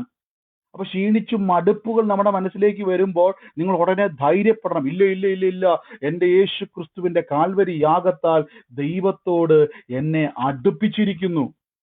എന്നിട്ട് സ്വന്തമായിട്ട് പറയണം, ദൈവത്തിന് എന്നെ അനുഗ്രഹിക്കാതിരിപ്പാൻ ഇനി കഴിയത്തില്ലല്ലോ അപ്പാ, അങ്ങ് യേശുക്രിസ്തുവിലൂടെ എന്നെ സ്വന്തമാക്കിയല്ലോ, എന്നെ അവകാശിയാക്കിയിരിക്കുന്നല്ലോ. ഞാൻ എപ്പോഴും പറയുന്നല്ലേ, ഇതാണ് എബ്രായ ലേഖനം, അതാണ് പഴയ നിയമം. ഇത് നിങ്ങൾക്ക് ചിലപ്പോൾ പെട്ടെന്ന് മനസ്സിലാകത്തില്ല, പക്ഷെ യഹൂദന് പെട്ടെന്ന് ഇത് മനസ്സിലാവും. അതുകൊണ്ടാണ് ഇത് സുവിശേഷമായിട്ട് എന്നപ്പോഴേക്ക് യഹൂദന്മാര് കർത്താവിന്റെ ശിഷ്യന്മാരെ അടിച്ചോടിക്കുന്നത്. അവർക്ക് വിശ്വസിക്കാൻ കഴിയുന്നില്ല. അവരിപ്പോഴും പറഞ്ഞ് ഞങ്ങൾ പാപികളാണ്, ദൈവത്തിൽ നിന്ന് അകന്നവരാണ്. ഈ ദിവസങ്ങളിൽ പ്രാർത്ഥിക്കുമ്പോൾ ധൈര്യത്തോടെ പറയണം, എൻ്റെ കർത്താവ് ഞാൻ ഉറപ്പായിട്ടും ദൈവപ്രവർത്തി കാണും. എന്താ ഉറപ്പെന്നറിയാവോ? യേശു ക്രിസ്തുവിന്റെ ശരീരയാഗത്താൽ എന്നേക്കുമായി ശുദ്ധീകരണം വന്നിരിക്കുന്നു. അതിന്റെ അർത്ഥം ഇനി ഒരശുദ്ധിക്കും എന്നെ തകർക്കാൻ കഴിയത്തില്ല. ഇപ്പോൾ ഞാൻ ദൈവത്തിന്റെ വിശുദ്ധിയിലിരിക്കുന്നു. അതായത് തീയാകുന്ന ദൈവത്തിൽ നിന്നും തീയാക്കി എന്നെയോ അവൻ മാറ്റിയിരിക്കുന്നു. ദൈവവും ഞാനും ഒരേ വിശുദ്ധിയിൽ എന്നെ ആക്കിയിരിക്കുന്നു. അതുകൊണ്ടാണ് ബൈബിൾ പറഞ്ഞ ഞാൻ വിശുദ്ധനാകിയാൽ നിങ്ങൾ വിശുദ്ധനായിരിപ്പിനെന്ന് ആവർത്തന പുസ്തകം പറയുമ്പോൾ പത്രോസ്ലീഹയുടെ ലേഖനത്തിൽ പറഞ്ഞ അന്ധകാരത്തിൽ നിന്നും അത്ഭുത പ്രകാശത്തിലേക്ക് വിളിച്ചവന്റെ സൽഗുണങ്ങളെ ഘോഷിപ്പാൻ തെരഞ്ഞെടുക്കപ്പെട്ട ഒരു ജാതിയും സ്വന്തം ജനവും വിശുദ്ധ വംശവുമാക്കി ദൈവം എന്നെ മാറ്റിയിരിക്കുന്നു. അപ്പൊ ഞാൻ ഇതെല്ലാം അടുത്ത ദിവസങ്ങളിൽ എക്സ്പ്ലെയിൻ ചെയ്യുമ്പോൾ കൂടുതൽ നിങ്ങൾക്ക് മനസ്സിലാവും. നമ്മളിപ്പോൾ പ്രാർത്ഥിക്കാൻ അപ്പൊ ഇനി നിങ്ങൾ പ്രാർത്ഥിക്കുമ്പോൾ അകത്തോട്ടൊരു ധൈര്യം വരണം. എന്താ ധൈര്യം എന്ന് വെച്ച് കഴിഞ്ഞാൽ, അപ്പൊ ക്ഷീണത്തെ പറ്റി പറഞ്ഞിട്ട് ഞാൻ ക്ലോസ് ചെയ്യുവാണ്. ക്ഷീണം വരും. ഈ ക്ഷീണം വരുമ്പോൾ എന്താ ചെയ്യണമെന്ന് അറിയാവോ? ക്ഷീണം വരുമ്പോൾ നിങ്ങൾ അകത്തോട്ട് വിശ്വാസത്തെ ഫില്ല് ചെയ്യണം. ഒന്നുകൂടെ ഞാൻ പറയാം. ഞാൻ എൻ്റെ കാറ് കഴിഞ്ഞ ദിവസം ഓടിച്ചുകൊണ്ട് വരുന്ന വഴിക്ക് പെട്ടെന്ന് ഞാൻ ചിന്തിച്ചു, രാത്രിയായ സമയത്ത് അതിൻ്റെ പെട്രോൾ ഇങ്ങനെ കുറഞ്ഞുകൊണ്ടിരിക്കും. ഞാൻ ശ്രദ്ധിച്ചില്ല, ശരിക്കും പറഞ്ഞ പെട്രോൾ അടിക്കുന്ന കാര്യം ഞാൻ മറന്നുപോയി. തിരക്ക് കാരണം, കണ്ടിന്യൂസ് ഉള്ള യാത്രയും ഷിഫ്റ്റും എല്ലാം കാരണം ഞാൻ മറന്നുപോയി. പെട്ടെന്ന് രാത്രിയിലാണ് ഞാൻ കണ്ടത് പെട്രോള് കുറഞ്ഞുകൊണ്ടിരിക്കുന്നു. അപ്പം തന്നെ ഞാൻ അടുത്തുള്ള ഒരു പമ്പിലോട്ട് കയറി ഉടനെ ഞാൻ ആ വണ്ടി ഫുൾ ടാങ്ക് അടിച്ചു. എന്നിട്ട് ഞാൻ തിരിച്ചു വന്ന് വണ്ടിയിൽ കയറിയപ്പോഴേക്കും എൻ്റെ മനസ്സിൻ്റെ അകത്ത് സന്തോഷം. അതുവരെ എൻ്റെ അകത്തൊരു ചിന്തയുണ്ടായിരുന്നു, ദൈവമേ ഞാൻ പോകുന്ന വഴി പിന്നെ ഇവിടം കഴിഞ്ഞ പെട്രോൾ പമ്പില്ല, പെട്രോൾ തീർന്ന പാതിരാത്രിയാണ്, വഴി കിടക്കും, ഊരിരുട്ടാണ്, വലിയ പ്രശ്നമാണ്, വൈഫും കൊച്ചുമൊക്കെ ഉണ്ട്. അപ്പൊ അതുവരെ ഉണ്ടായിരുന്ന എൻ്റെ ഒരു ടെൻഷൻ എന്ത് ചെയ്തു? പെട്രോൾ പമ്പിൽ കയറി പെട്രോൾ അടിച്ചു കഴിഞ്ഞപ്പോഴേക്കും അത് കണ്ടപ്പോൾ, ആ ഫുൾ ടാങ്ക് ആയെന്ന് കണ്ടപ്പോൾ എൻ്റെ മനസ്സിലൊരു സന്തോഷം, പിന്നെ ഒരു കോൺഫിഡൻസ് ആണ്. ആ ചിന്തകൾ എൻ്റെ മനസ്സിൽ നിന്ന് അപ്പാടെ അങ്ങ് പോയി. ഇതേപോലെ നമ്മുടെ ഉള്ളിൽ പലതും പ്രാർത്ഥിച്ചിട്ടും വചനം പറഞ്ഞിട്ടും ക്ഷീണിച്ചും മടുത്തു പോകുമ്പോൾ നിങ്ങൾ ഇങ്ങനെയുള്ള വചനങ്ങളെ കേൾക്കണം. എങ്ങനെയുള്ള വചനങ്ങളെ? നിങ്ങളുടെ ഉള്ളിൽ ക്ഷീണിച്ചു മടുത്തു പോകാതിരിപ്പാൻ പാപികളാൽ ഇങ്ങനെ വിരോധം സഹിച്ചവനെ ധ്യാനിച്ചുകൊള്ളുവിൻ. തന്റെ മുമ്പിൽ വെച്ചിരിക്കുന്ന സന്തോഷത്തെ ഓർത്തുകൊണ്ട് ക്രൂശിനെ അവൻ അലക്ഷ്യമാക്കി എന്ന് ബൈബിൾ പറയുന്നു. അപ്പൊ യേശു ക്രൂശിനെ ഏറ്റെടുത്തത് കൊണ്ട് ധൈര്യപ്പെടണം എൻ്റെ വിഷയത്തിന്റെ മേൽ. അപ്പം ഇങ്ങനെയുള്ള വിശ്വാസത്തിന്റെ വചനം കേൾക്കാത്തടുത്ത് പോയിട്ട് അതും ഇതുമൊക്കെ പ്രസംഗിക്കുന്ന പ്രസംഗമെല്ലാം കേട്ടിട്ട് അവിടെ കിടന്നാൽ പെട്രോൾ ടാങ്കിന്റെ അകത്ത് കൊണ്ട് പച്ചവെള്ളം ഒഴിച്ചാൽ എന്താ അവസ്ഥയെന്ന് ആലോചിച്ച് നോക്കി. പെട്രോൾ ടാങ്കിൽ കൊണ്ടുവന്ന് ഞാൻ കുറച്ച് പച്ചവെള്ളം കോരി ഒഴിച്ചാൽ ആ വണ്ടിക്ക് ഒരു ഗുണവുമില്ല. അതുകൊണ്ടാണ് പല വിശ്വാസികളും ഇങ്ങനെ സ്റ്റക്കായി കിടക്കുക. പല വിശ്വാസികളും സ്റ്റക്കായി കിടക്കുന്നതിന്റെ കാര്യം ഇന്ധനമില്ല. ഏതൊറക്കത്തിൽ വിളിച്ചെണീപ്പിച്ചാലും 10 വചനം പറയുന്ന കാര്യമല്ല ഞാൻ ഈ പറയുന്നത്. നിങ്ങളുടെ ഉള്ളിൽ ക്ഷീണത്തെ ജയിക്കുന്ന വിശ്വാസത്തിന്റെ ഇന്ധനം ഫില്ല് ചെയ്യണം. അതുകൊണ്ടാണ് യേശുക്രിസ്തുവിന്റെ എബ്രായ ലേഖനം മുഴുവൻ പറയുന്ന ഇതാണ്: നിങ്ങളെ യേശുക്രിസ്തുവിന്റെ ശരീരയാഗത്താൽ ദൈവത്തോട് നിരപ്പിച്ചു കഴിഞ്ഞിരിക്കുന്നു. അതിന്റെ അർത്ഥം ഇനി എൻ്റെ ജീവിതത്തിൽ ഒരു തടസ്സമില്ല. എൻ്റെ കൂടെ പറഞ്ഞാട്ടെ, ഇനി എൻ്റെ ജീവിതത്തിൽ അപ്പൊ ഞാൻ ബ്രദർ പറഞ്ഞില്ല, അനുഗ്രഹത്തിന്റെ തടസ്സം. ഒന്നാമത്തെ തടസ്സം എന്നാണെന്നറിയാവോ? ഈ അറിവിൽ പ്രാർത്ഥിക്കാത്തതാണ്. ഒന്നാമത്തെ കാര്യം, നിങ്ങൾ ഈ അറിവിലല്ല പ്രാർത്ഥിക്കുന്നത്. നിങ്ങൾ എന്താ പറയുന്നത് അറിയോ? കർത്താവേ എൻ്റെ കുറവുകളൊക്കെ, ഇത് പറഞ്ഞുകൊണ്ട് ആദ്യം തന്നെ തുടങ്ങുന്നത്. അപ്പൊ എന്തോ കുറവില്ലേ? ഉണ്ട്. പിന്നെ നിങ്ങളുടെ പ്രാർത്ഥന മൊത്തവും ഒന്നും കൊള്ളത്തില്ല. അതെന്താ ബ്രദർ അങ്ങനെ പറയാൻ കാരണം? നിങ്ങൾ കുറവ് എന്നോട് ക്ഷമിക്കണമെന്ന് പറയുന്നതിന്റെ കാരണം നിങ്ങൾ ഇപ്പോഴും പഴയ നിയമത്തിലേക്ക് പോയി. അവിടെ പോയ പ്രശ്നം എന്ന് പറഞ്ഞു കഴിഞ്ഞാൽ ഒരു 8,000 രൂപ കുറഞ്ഞത് ഒരു ആടിനെ മേടിക്കണം, അതിനെ അറക്കണം, പുരോഹിതൻ വേണം, തിരശീല വേണം, കൃപാസനം വേണം. നിർഭാഗ്യവശാൽ ആ യെരൂശലേം ദേവാലയത്തിന്റെ തകർച്ചയോടെ അതെല്ലാം നഷ്ടപ്പെട്ടു പോയി. അതിന്റെ അർത്ഥം ജന്മത്തിൽ ഇനി അത് തിരിച്ചെപ്പോഴാണോ പഴയ യഹൂദൻ അത് കിട്ടുന്നത്, ആ യഹൂദന്റെ കൂടെ പോകുന്ന ആൾക്കാരുടെ കൂടെ എല്ലാം ഇതും അങ്ങ് പോകും. അപ്പൊ ആദ്യം പോയിട്ട് ദൈവസന്നിധിയിൽ എൻ്റെ കുറവൊക്കെ എന്നോട് ക്ഷമിക്കണമെന്ന് പറയുന്ന പരിപാടി നിർത്തണം. 2, കർത്താവേ എൻ്റെ ബലഹീനതയൊന്നും കർത്താവേ എൻ്റെ അനുഗ്രഹത്തിന് തടസ്സമല്ല, ഇത് പരിപാടി നിർത്തണം. ഇത് 2 മാറ്റി വെച്ചിട്ട് പറ, കർത്താവായ യേശുവിന്റെ ശരീരയാഗം എനിക്ക് വേണ്ടിയാ, എന്നെ ദൈവത്തോട് അടുപ്പിച്ചിരിക്കുന്നു. ഇനി പിശാചിന് തൊടാൻ കഴിയാതെ വണ്ണം ദൈവം എന്നെ പൊതിഞ്ഞിരിക്കുന്നു. എൻ്റെ ദൈവം ഞാൻ ചോദിക്കുന്നതിലും നനയ്ക്കുന്നതിലും അത്യന്തപരമായി ചെയ്യുവാൻ ദൈവത്തിന് ആവശ്യം എന്നാണെന്നറിയാവോ? എൻ്റെ ശുദ്ധീകരണമാണ്. യേശുക്രിസ്തു അത് ഭംഗിയായി ചെയ്തു. ദൈവം ഡിമാൻഡ് ചെയ്ത് ഇത്രയേ ഉള്ളൂ: ഞാൻ വിശുദ്ധനാകിയാൽ നീ വിശുദ്ധനാകണം, ഞാൻ നീതിമാനാകിയാൽ നീ നീതിമാനാകണം. സങ്കീർത്തനക്കാരൻ പറഞ്ഞു, നീതിമാൻ ആരുമില്ല, ഒരുത്തം പോലും ഇല്ല. പക്ഷെ ബൈബിൾ പറഞ്ഞു, യേശുവിനെ കർത്താവായി സ്വീകരിക്കുന്നവന്റെ ഉള്ളിൽ യേശുവിന്റെ രക്തം നമ്മുടെ സകല പാപവും പൊക്കി നമ്മെ ശുദ്ധീകരിക്കുന്നു, നമ്മളെ നീതിമാന്മാരാക്കും. അപ്പം നിങ്ങൾ ഇനി അവിടെ പോയിട്ട് പ്രാർത്ഥിക്കുമ്പോൾ ഒന്നാമത്തെ തടസ്സം എടുത്ത് കളഞ്ഞിട്ട് പറയണം, എൻ്റെ ഒരു കുറവും കർത്താവ് നോക്കത്തില്ല, എൻ്റെ ഒരു ബലഹീനതയും തമ്പുരാൻ നോക്കത്തില്ല. പകരം ഒറ്റ കാര്യം നോക്കും: യേശുക്രിസ്തുവിന്റെ യാഗത്തിൽ വിശ്വസിക്കുന്നുണ്ടോ? ബലപ്പെടണം. ബലപ്പെടണം. ദൈവത്തിന് നിങ്ങളുടെ വിഷയം തരാൻ വലിയ പാടൊന്നുമില്ല. പിന്നെ ബ്രദറെ എന്താണ് ഈ തടസ്സം? ആ തടസ്സമാണ് ഞാൻ പറഞ്ഞത്, ടൈം. ഒന്നാമത്തെ തടസ്സം മനസ്സിലാക്കണം. രണ്ടാമത്തെ തടസ്സം ഇതാണ്, ദൈവത്തിന്റെ സമയത്തെ മനസ്സിലാക്കുന്നില്ല. ഇതിങ്ങനെ അങ്ങ് പോകും കേട്ടോ. ഇതിങ്ങനെ അങ്ങ് പോയി നേരം വിളിക്കുന്നവരെങ്ങനെ അങ്ങ് പോകും. ഞാൻ തൽക്കാലത്തേക്ക് ഒരു ബ്രേക്ക് അങ്ങ് ഇടുവാണേ. രണ്ടാമത്തെ തടസ്സം, ദൈവത്തിന്റെ സമയത്തെ പറ്റി നിങ്ങൾക്ക് അറിയത്തില്ല. ഒന്നാമത്തെ തടസ്സം, നിങ്ങൾ ദൈവസന്നിധിയിൽ പോയിട്ട് യേശുക്രിസ്തുവിന്റെ കാൽവരി യാഗത്തെ പറ്റി അറിയാതെ പ്രാർത്ഥിക്കുന്നു. അവിടെ നിങ്ങൾ സ്വയം പറയുന്നു, എന്റെ കുറവുകൾക്ക് കാരണം കർത്താവ് അനുഗ്രഹത്തിന് തടസ്സമാണ്, കുറവുകളെല്ലാം ഏറ്റുപറയുക. 5ാം ക്ലാസ്സിൽ മുതൽ പറഞ്ഞേക്കുന്ന സകല കുറവ് ഏറ്റു പറഞ്ഞുകൊണ്ടിരിക്കുക. എവിടെ തീരാൻ? ആ വഴിക്ക് അങ്ങ് പോകത്തേ ഉള്ളൂ. അങ്ങനെ നിങ്ങൾ പറയുമ്പോൾ നിങ്ങൾ തിരശ്ശീലയ്ക്ക് അപ്പുറത്തേക്ക് പോകുന്നു. നിങ്ങൾ നേരെ പ്രാകാരത്തിലേക്ക് പോകുന്നു. നിങ്ങൾ കൃപാസനത്തിൽ നിന്ന് അകന്നു പോകുന്നു. രണ്ടാമത്, ഒരു വിഷയം നിങ്ങൾ പ്രാർത്ഥിക്കുന്ന സമയത്ത്, വിശ്വാസ പ്രഖ്യാപനം തുടങ്ങുന്ന സമയത്ത് ദൈവത്തിന്റെ സമയത്തെ ദൈവം ചെയ്യത്തുള്ളൂ. ഇതാദ്യം മനസ്സിലാക്കണം. ബ്രദറെ എന്റെ വിഷയം കൊണ്ടൊന്ന് പ്രാർത്ഥിച്ചേക്കണമേ. ശരി സിസ്റ്ററെ, ഞാൻ പ്രാർത്ഥിച്ചോളാം. നാളെയും വിളിച്ചിട്ട് പറയാം, ബ്രദറെ എന്റെ വിഷയം ഒന്നുകൂടെ പ്രാർത്ഥിച്ചേക്കണമേ. സിസ്റ്ററെ, കർത്താവ് അത്ഭുതം ചെയ്യും. പിന്നെയും വിളിക്കുക.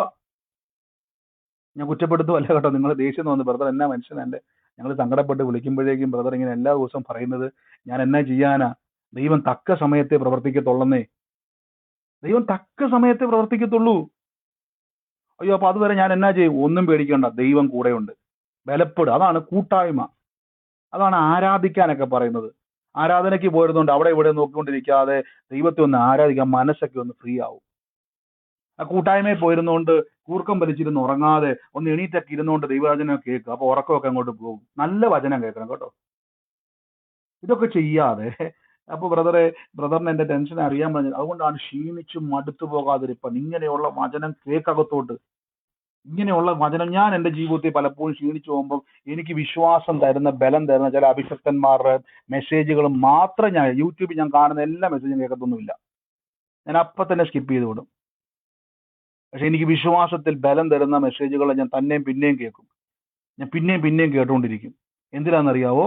എൻ്റെ ഉള്ളിൽ ഇന്ധനം നിറയ്ക്കണം. എനിക്കറിയാം, എൻ്റെ ക്ഷീണം വരുമ്പോൾ, മടുപ്പ് വരുമ്പോൾ എനിക്കറിയാം എൻ്റെ ദൈവം വാക്ക് മാറത്തില്ല. തക്ക സമയത്ത് ഞാനത് കാണും. കാര്യം യേശു ക്രിസ്തു എനിക്ക് വേണ്ടി യാഗം അർപ്പിച്ചിരിക്കുന്നു. കർത്താവിൻ്റെ ശരീരയാഗം എൻ്റെ ഉറപ്പാന്നേ. ഇതാണ് കാൽവരി ക്രൂശ്. അപ്പൊ ഇനി ആരെങ്കിലും തിരശ്ശീലയുടെ മുമ്പിൽ പോയി കൈകൂപ്പി നിൽക്കുന്നുണ്ടെങ്കിൽ ദൈവത്തെ ഓർത്ത് കൈകൂപ്പി നിൽക്കരുത്. അവിടെ നിന്ന് ചാടി പുറപ്പെട്ടോണം. എന്തുകൊണ്ടെന്നാൽ തിരശ്ശീലയ്ക്ക് അപ്പുറത്തേക്ക് ഇനി ഒന്നുമില്ല. തിരശ്ശീലയൊക്കെ രണ്ടായി നോക്കി, മന്ദിരത്തിന്റെ തിരശ്ശീല നടുവെ കീറിപ്പോയി. അതിന്റെ മറ്റൊരു ഭാഗത്തുണ്ടായിരുന്നു, അതിന്റെ മുകൾ തൊട്ട് താഴം വരെ അത് കീറിപ്പോകുന്നൊരു വാക്യം എനിക്ക് വന്നത് മറ്റു സുവിശേഷത്തിലുണ്ടത്. ആമേൻ. അപ്പൊ തിരശ്ശീല രണ്ടായി കീറിപ്പോയി. തിരശ്ശീലയ്ക്ക് അപ്പുറം ഇരിക്കുന്ന കൃപാസനം വെളിപ്പെട്ടു വന്നു. അതുവരെ മറഞ്ഞിരുന്ന കൃപാസനം, അതുവരെ മറന്നിരുന്ന അതിവിശുദ്ധ സ്ഥലം എല്ലാവർക്കും കാണാൻ പറ്റി. മാർക്ക് 15:38 അല്ലേ? മർക്കോസിന്റെ സുവിശേഷം 15:38. ഇതിങ്ങനെ വാക്യം വായിച്ചുകൊണ്ടിരുന്ന ഇങ്ങനെ നമ്മൾ പോവും യേശുവിന്റെ നാമത്തിൽ. അപ്പം ആ വാക്യം, സൗര്യ വാക്യം ഒന്നുകൂടെ വാക്യം എന്നുണ്ട്. മർക്കോസ് 15:38 അല്ലേ? ഓടി വരുന്നുള്ളത് നോക്കി. ആ വാക്യം കാണിച്ചിട്ട് നമുക്ക് പ്രാർത്ഥിക്കാവേ. നിങ്ങൾക്ക് ഇതാണ് നമുക്ക് ചിലർക്ക് ഭയങ്കര, ബ്രദറെ എനിക്ക് ഈ സമയം പ്രവചനം കേൾക്കാൻ വേണ്ടി ഞാൻ വന്നത്, ഇതെന്നെ പ്രശ്നം ഞാൻ പറഞ്ഞു. നിങ്ങൾ നോക്കി, ഇവിടെ നോക്കി. യേശു ഉറക്കെ നിലവിളിച്ച് പ്രാണനെ വിട്ടു. ഉടനെ മന്ദിരത്തിന്റെ തിരശീല മേൽ തൊട്ട് അടിയോളം ചീന്തിപ്പോയി. 6 അടി പൊക്കമുള്ള തിരശീല അല്ല ഇത്, ഈ പെട്ടെന്ന് കീറിപ്പോകാൻ വേണ്ടി. വലിയ പടുകൂറ്റൻ മന്ദിരത്തിന്റെ വലിയ തിരശീല മേൽ തൊട്ട് താഴെന്ന്. അപ്പൊ ആരായിരിക്കും അത് കീറി വിട്ടത്? താഴെ നേരത്തെ പറയായിരുന്നു, ആരോ ബ്ലേഡ് വെച്ച് കീറി വിട്ടതാ. ബ്ലേഡ് വെച്ച് കീറത്തൊന്നും ഇല്ല കേട്ടോ. ആരായിരിക്കും മോളിൽ നിന്ന് അത് കീറി വിട്ടതെന്ന് പറ. കൃപാസനത്തെ മറച്ചു വെച്ചിരുന്ന ഈ വലിയ തിരശീല ഈ കീറി വിട്ടത് ആരായിരിക്കും?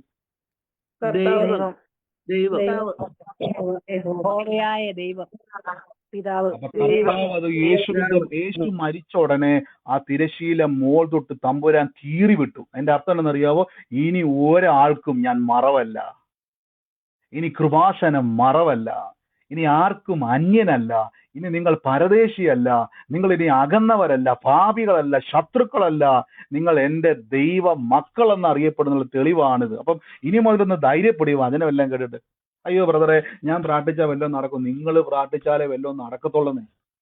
നിങ്ങളുടെ ജീവിതത്തിലെ ദൈവം പ്രവർത്തിക്കത്തുള്ളന്നേ. ഞാനിത് പറയുമ്പോൾ ചില സുഹൃത്തുക്കൾ എന്നോട് പറയും, ബ്രദറെ ഈ കടുകെട്ടിയ വചനങ്ങളൊക്കെ പറഞ്ഞാൽ ഈ ഇവർക്ക് വല്ലതൊക്കെ മനസ്സിലാവുമോ എന്ന് ചിലർ ചോദിക്കും. ഞാൻ പറഞ്ഞില്ലേ, ഞാനിത് വല്ലതും അറിഞ്ഞിട്ടാണോ പറയുന്നത്? നമ്മൾ വല്ലതും അറിഞ്ഞിട്ടാണോ? എനിക്ക് സത്യം പറഞ്ഞാൽ ആ ദൈവ പുസ്തകമൊക്കെ വായിച്ച നിങ്ങളെപ്പോലെ എനിക്കൊന്നും മനസ്സിലാകത്തില്ലായിരുന്നു. അപ്പം എനിക്ക് മനസ്സിലാക്കി തന്ന ദൈവം എന്നെ കൊണ്ട് ഇത് പ്രസംഗിപ്പിക്കുന്നുണ്ടെങ്കിൽ നിങ്ങൾക്കത് മനസ്സിലാക്കാനുള്ള കൃപയും തന്നിട്ടുണ്ട്. അതുകൊണ്ട് പേടിക്കൊന്നും വേണ്ട. ഇത് കട്ടിയൊന്നുമല്ല, വളരെ സിമ്പിൾ ആണ്. ഇനി മനസ്സിലാക്കുക. ഇനി ഏതെങ്കിലുമൊക്കെ പള്ളിയിൽ പോയിട്ട് തിരശ്ശീല കണ്ടിട്ട് അതിന്റെ മുമ്പിൽ പോയിട്ട് നിങ്ങൾ കൈ കൂപ്പി നിൽക്കരുതേ, തിരശ്ശീലയൊക്കെ കീറിപ്പോയെന്ന് പറയണം. ഞാൻ അന്യനല്ല, പരദേശിയല്ല. അത് തിരശ്ശീല കാണുമ്പോൾ ഓർത്തോണം, നിങ്ങൾ ഇപ്പോഴും അന്യനാണ്, നിങ്ങളിപ്പോഴും പരദേശിയ. അവിടെ നിന്റെ കൈ അടിച്ച് സൂചിച്ചിട്ടൊന്നും ഒരു കാര്യമില്ല.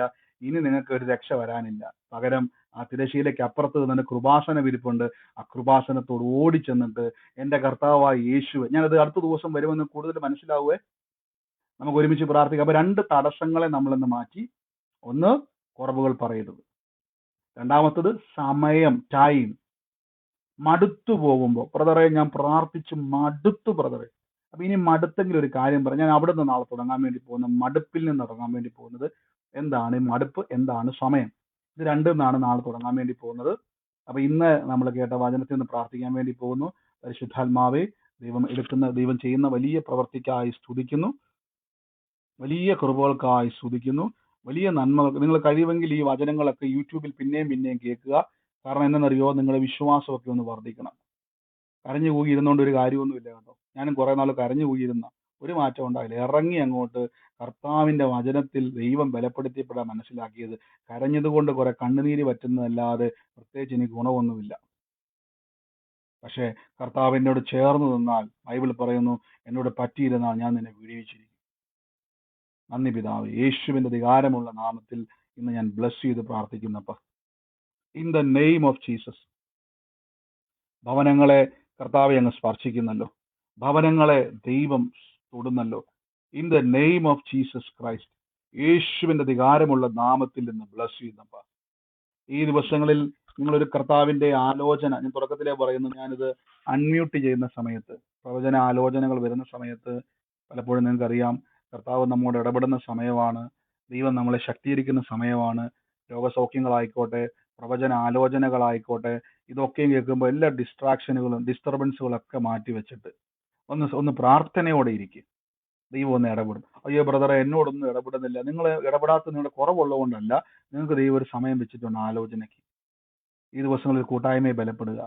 നന്ദി പിതാവേ, നന്ദി പിതാവേ, യേശുവിന്റെ നാമത്തിൽ എന്ന് ബ്ലസ് ചെയ്ത് പ്രാർത്ഥിക്കുന്നപ്പോൾ ഞാൻ ഇതിൻ്റെ അകത്ത് ഇപ്പോൾ എൻ്റെ മനസ്സിൽ സുലോചന എന്നൊരു പേര് വന്നു. ഞാൻ ആ പേരിപ്പം റൂമിൽ നോക്കിയപ്പം അങ്ങനെ ഒരു പേരുകാരൻ ആളെ കാണുന്നു. ഞാനൊരു കാര്യം, മറ്റേ സുലോചന എന്ന് പറയുന്ന ആൾക്ക് രാജുവുമായിട്ട് ആ കണക്ഷനുള്ള സുലോചനയാണോ ഈ കൂട്ടത്തിലുള്ളതെന്ന് എനിക്ക് അറിയത്തില്ല. അല്ല എങ്കിൽ ഒന്ന് പറയണം, ആണെങ്കിൽ ഒന്ന് പ്രതികരിച്ചോണം. ഈ സുലോചന രാജു എന്ന് പറയുന്ന ഒരു വ്യക്തിയെ കർത്താവ് എന്നെ ഈ വ്യക്തിയുമായിട്ട് ബന്ധപ്പെടുത്തി കാണിച്ചുകൊണ്ടിരിക്കുകയാണ്. ദോഷമല്ല, ദൈവം ഒരു അനുഗ്രഹമാക്കി മാറ്റാൻ വേണ്ടി പോകുന്നു എന്ന് പറയുന്നു. അങ്ങനെ ഒരാളേലും വെച്ച പരിചയമുള്ള സുലോചനയാണോ ഇതിനകത്തുള്ളത്? ഈ രാജു എന്ന് പറയുന്ന വ്യക്തിയുമായിട്ട്, അങ്ങനെ വ്യക്തിയുമായിട്ട് പരിചയമുള്ള ഈ സുലോചന? രാജനുണ്ട്, സുലോചന. രാജു ഇല്ല, രാജനുണ്ട് പാസ്റ്റർ, അല്ല രാജു ഇല്ല. രാജു അതാണ് ഞാൻ ചോദിച്ചത്. ഈ സുലോചന രാജുവുമായിട്ട് ബന്ധമുള്ള സുലോചന ചോദിച്ചത്. അപ്പൊ ഞാൻ ഈ പേര് പെട്ടെന്ന് സുലോചന കണ്ടു, അതുകൊണ്ട് ആദ്യം തന്നെ ഞാൻ ഈ രാജു ഉള്ള സുലോചന, ഇനി കുഴപ്പമില്ലല്ലോ. രാജു എന്ന് പറയുന്ന വ്യക്തിയുമായിട്ട് ബന്ധപ്പെട്ട സുലോചന എന്ന് പറഞ്ഞൊരു വ്യക്തിയെ കർത്താവ് എന്നെ കാണിച്ചുകൊണ്ടിരിക്കുകയാണ്. അതുകൊണ്ട് ഞാൻ ആദ്യം ആ പേര് ചോദിച്ചത്. ഇല്ലെങ്കിൽ വേണ്ട സിസ്റ്ററെ, ആ വ്യക്തിയുമായിട്ട് ബന്ധപ്പെട്ട ഒരു വ്യക്തിയെ കർത്താവ് എന്നെ കാണിച്ചുകൊണ്ടിരിക്കുകയാണ്. അവർക്ക് വേണ്ടി പ്രാർത്ഥിക്കുവാൻ, സൂമിലായിക്കോട്ടെ ലൈവിലായിക്കോട്ടെ, അങ്ങനെ ആ വ്യക്തിയുമായിട്ട് ആ കുടുംബവുമായിട്ട് ബന്ധപ്പെട്ടത് വേറെ ആരാണോ, യേശുവിന്റെ നാമത്തിൽ ഈ ദിവസങ്ങളിൽ ആ കുടുംബത്തിന് വേണ്ടി പ്രാർത്ഥിക്കുവാൻ തയ്യാറെങ്കിൽ ദൈവം നിങ്ങളൊരു അത്ഭുത സാക്ഷ്യമാക്കാൻ വേണ്ടി പോകുന്നു. In the name of Jesus, യേശുവിന്റെ നാമത്തിൽ ആരാണോ ആ വ്യക്തിയുമായി ആ കുടുംബവുമായി ബന്ധപ്പെട്ടത്, ദൈവം ഒരു സാക്ഷ്യമാക്കാൻ വേണ്ടി പോകുന്നു. സകല പ്രതിസന്ധിയിൽ നിന്നും, ദൈവം വിടിവിക്കാൻ വേണ്ടി പോകുന്നു. ഞാൻ ഇതിൻ്റെ അകത്ത് പേരുകളുള്ളവരെ ഞാൻ എടുത്തു പറയും. അല്ലാതെങ്കിൽ നിങ്ങളുമായിട്ട് ബന്ധം ഉണ്ടെങ്കിൽ നിങ്ങൾ പറഞ്ഞാൽ ഒരു മടിയും വേണ്ട, ഇല്ലെങ്കിൽ ഇല്ല, വേണ്ടെങ്കിൽ ഉണ്ടെങ്കിൽ ഉണ്ട്, അത് മാത്രം പറഞ്ഞാൽ മതി. ഞാൻ പറഞ്ഞാൽ ഒരാലോചന നമുക്ക് ഒപ്പിക്കേണ്ട ഒരു കാര്യവുമില്ല. കർത്താവ് ഇടപെടുന്നുവെങ്കിൽ നിങ്ങളുമായിട്ട് അതിന് വ്യക്തിപരമായിട്ട് അടയാളത്തിന് ബന്ധം ഉണ്ടെങ്കിൽ നിങ്ങൾ ഏറ്റെടുത്താൽ മതി. കർത്താവിന്റെ നാമത്തിൽ നിന്ന് ബ്ലസ് ചെയ്യുന്നു. സൂമിലായിക്കോട്ടെ, ലൈവിൽ, ബാക്കി എല്ലാവരും മൈക്ക് മ്യൂട്ട് ചെയ്ത് യേശുവിന്റെ അധികാരമുള്ള നാമത്തിൽ ഞാൻ അനുഗ്രഹിച്ചു പ്രാർത്ഥിക്കുന്നു. അത്ഭുതകരമായ വ്യത്യാസം അവിടെ സംഭവിക്കട്ടെ. In the name of Jesus, യേശുവിന്റെ അധികാരമുള്ള നാമത്തിൽ തുറന്നു പ്രാർത്ഥിക്കുന്നു. സാക്ഷ്യമായി സ്വർഗം മാറ്റുന്ന നന്ദി പറയുന്നു.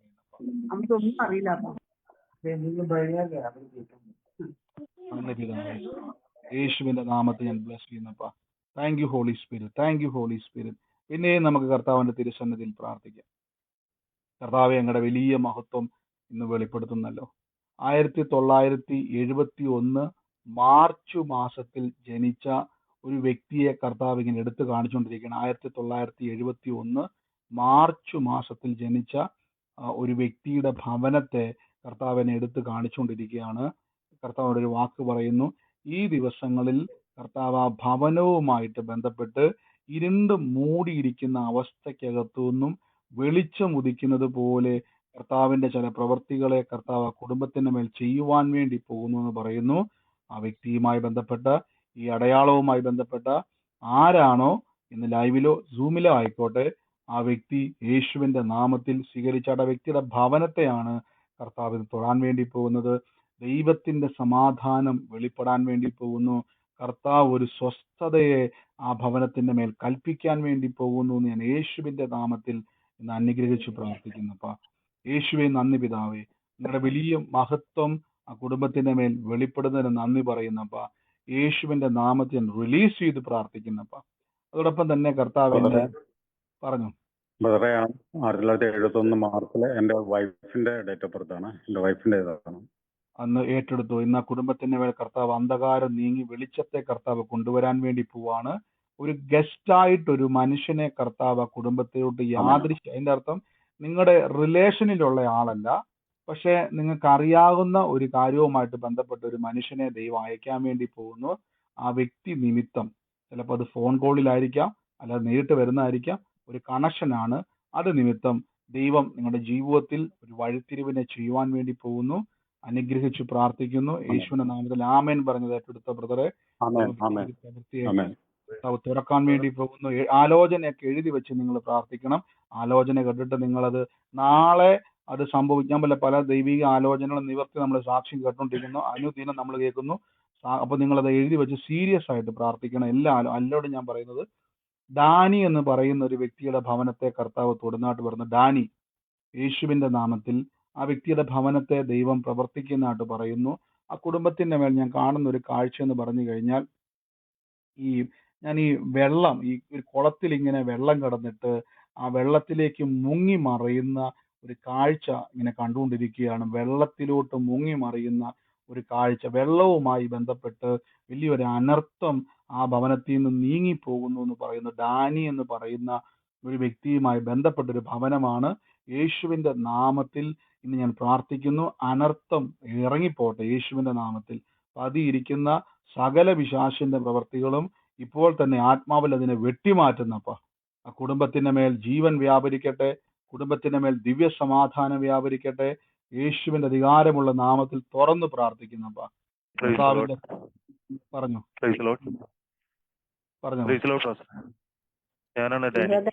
കൊച്ചമ്മയുടെ മകനാണ്. ഒരു മിനിറ്റ്, ഈ പറഞ്ഞത് ഡാനി എന്ന് പറഞ്ഞ ബ്രദറാണോ? ഈ വെള്ളവുമായിട്ട് ഞാൻ കാണുന്ന ഒരു കാഴ്ച എന്ന് പറഞ്ഞാൽ അതിങ്ങനെ കണ്ടുകൊണ്ടിരിക്കുക. ഒരു കുളം പോലത്തെ ഒരു സ്ഥലമാണ് കാണുന്നത്. അതായത് വെള്ളത്തിൽ കുളിക്കാൻ ഇറങ്ങുന്നതോ അങ്ങനെ മറ്റുമായിട്ട് ബന്ധപ്പെട്ട് അത് നിമിത്തം ഒരു അനർത്ഥം മറഞ്ഞിരിക്കുന്ന ഒരു കാഴ്ച. ഭയപ്പെടാൻ വേണ്ടി അല്ല പറയുന്നത്, ദൈവം വെളിപ്പെടുത്തുന്ന നമ്മളെ നീക്കാൻ വേണ്ടിയാണ്. യേശുവിന്റെ നാമത്തിൽ റിലീസ് ചെയ്ത് പ്രാർത്ഥിക്കുന്നപ്പോൾ, in the name of Jesus Christ, യേശുവിന്റെ നാമത്തിൽ ഈ ഒരു ഭവനവുമായിട്ട് ബന്ധപ്പെട്ട് മറ്റൊരാളെ കൂടെ കർത്താവ് എന്നെ കാണിച്ചുകൊണ്ടിരിക്കുകയാണ്. ഞാൻ ആ വ്യക്തിയെ കർത്താവ് ഇങ്ങനെ ഒരു തോമസ് എന്നുള്ള ഒരു പേരും കൂടെ കർത്താവ് എന്നെ കാണിച്ചുകൊണ്ടിരിക്കുകയാണ്. യേശുവിന്റെ നാമത്തിൽ ഇന്ന് ഞാൻ പ്രാർത്ഥിക്കുന്നപ്പ തോമസിന്റെ ഭവനവുമായിട്ട് കർത്താവ് കണക്ട് ചെയ്യുന്ന ഒരു കാഴ്ചയുടെ കർത്താവ് എന്നെ കാണിക്കുകയാണ്. യേശുവിന്റെ നാമത്തിൽ അതൊരു ദൈവപ്രവൃത്തിക്കായിട്ട് വേർതിരിക്കുന്നു. അനുഗ്രഹിച്ചെന്ന് പ്രാർത്ഥിക്കുന്നപ്പ അത്ഭുത സാക്ഷ്യമായി തീരട്ടെ, അത്ഭുത സാക്ഷ്യമായി മാറട്ടെ. In the name of Jesus, യേശുവിന്റെ നാമത്തിൽ. ഇപ്പൊ പറഞ്ഞ ബ്രദറെ തോമസ് എന്നുള്ള പേരൊന്ന് കുറിച്ച് വെച്ചോണേ. കേൾക്കുന്നുണ്ടോ? ഓക്കെ പാസ്റ്റർ, ഞാൻ പാലാരിവട്ടത്ത് വന്നപ്പോഴും ഞാൻ ഉണ്ടായിരുന്നു അവിടെ. ഉം. അവിടുത്തെ ഓർമ്മയുണ്ട് പാസ്റ്റർ, വാളണ്ടിയറായിട്ട് നിന്നാണ് വർഗീസ് ബ്രദറിനൊക്കെ അറിയാം. അന്ന് ഓക്കെ. ഡാനി എന്ന് പറയട്ടെ, എനിക്ക് വേണ്ടി പ്രാവശ്യമാണ് പാസ്റ്റർ. അന്ന് അനിൽ എന്ന് പറഞ്ഞൊരു വ്യക്തിയെ പറ്റി പറഞ്ഞിരുന്നു. ഏതായിരുന്നു? അനിൽ എന്ന് പറഞ്ഞൊരു വ്യക്തി കോണ്ടാക്ട് ചെയ്യുന്നു പറഞ്ഞിരുന്നു എന്നോട്. പക്ഷേ അതിനുവേണ്ടി ഞാൻ ഇന്നും പ്രാർത്ഥിക്കുന്നുണ്ട്, ഇന്നും മെസ്സേജ് കേൾക്കുന്നുണ്ട്. ഒന്നുകൂടെ ഓർമ്മയില്ല കർത്താവ് പാസ്റ്റർ. ഓർപ്പിക്കുകയാണ്. ഈ തോമസ് എന്നുള്ള ഓക്കെ പേരത് കുറിച്ച് വെച്ചോണം. അങ്ങനെ ഒരു ഓക്കെ കണക്ഷൻ പാസ്റ്റർ. ഇപ്പൊ ഉണ്ടെങ്കിൽ ഒന്ന് പറ, അല്ലെങ്കിൽ അത് നോട്ട് ചെയ്ത് വെക്കുക.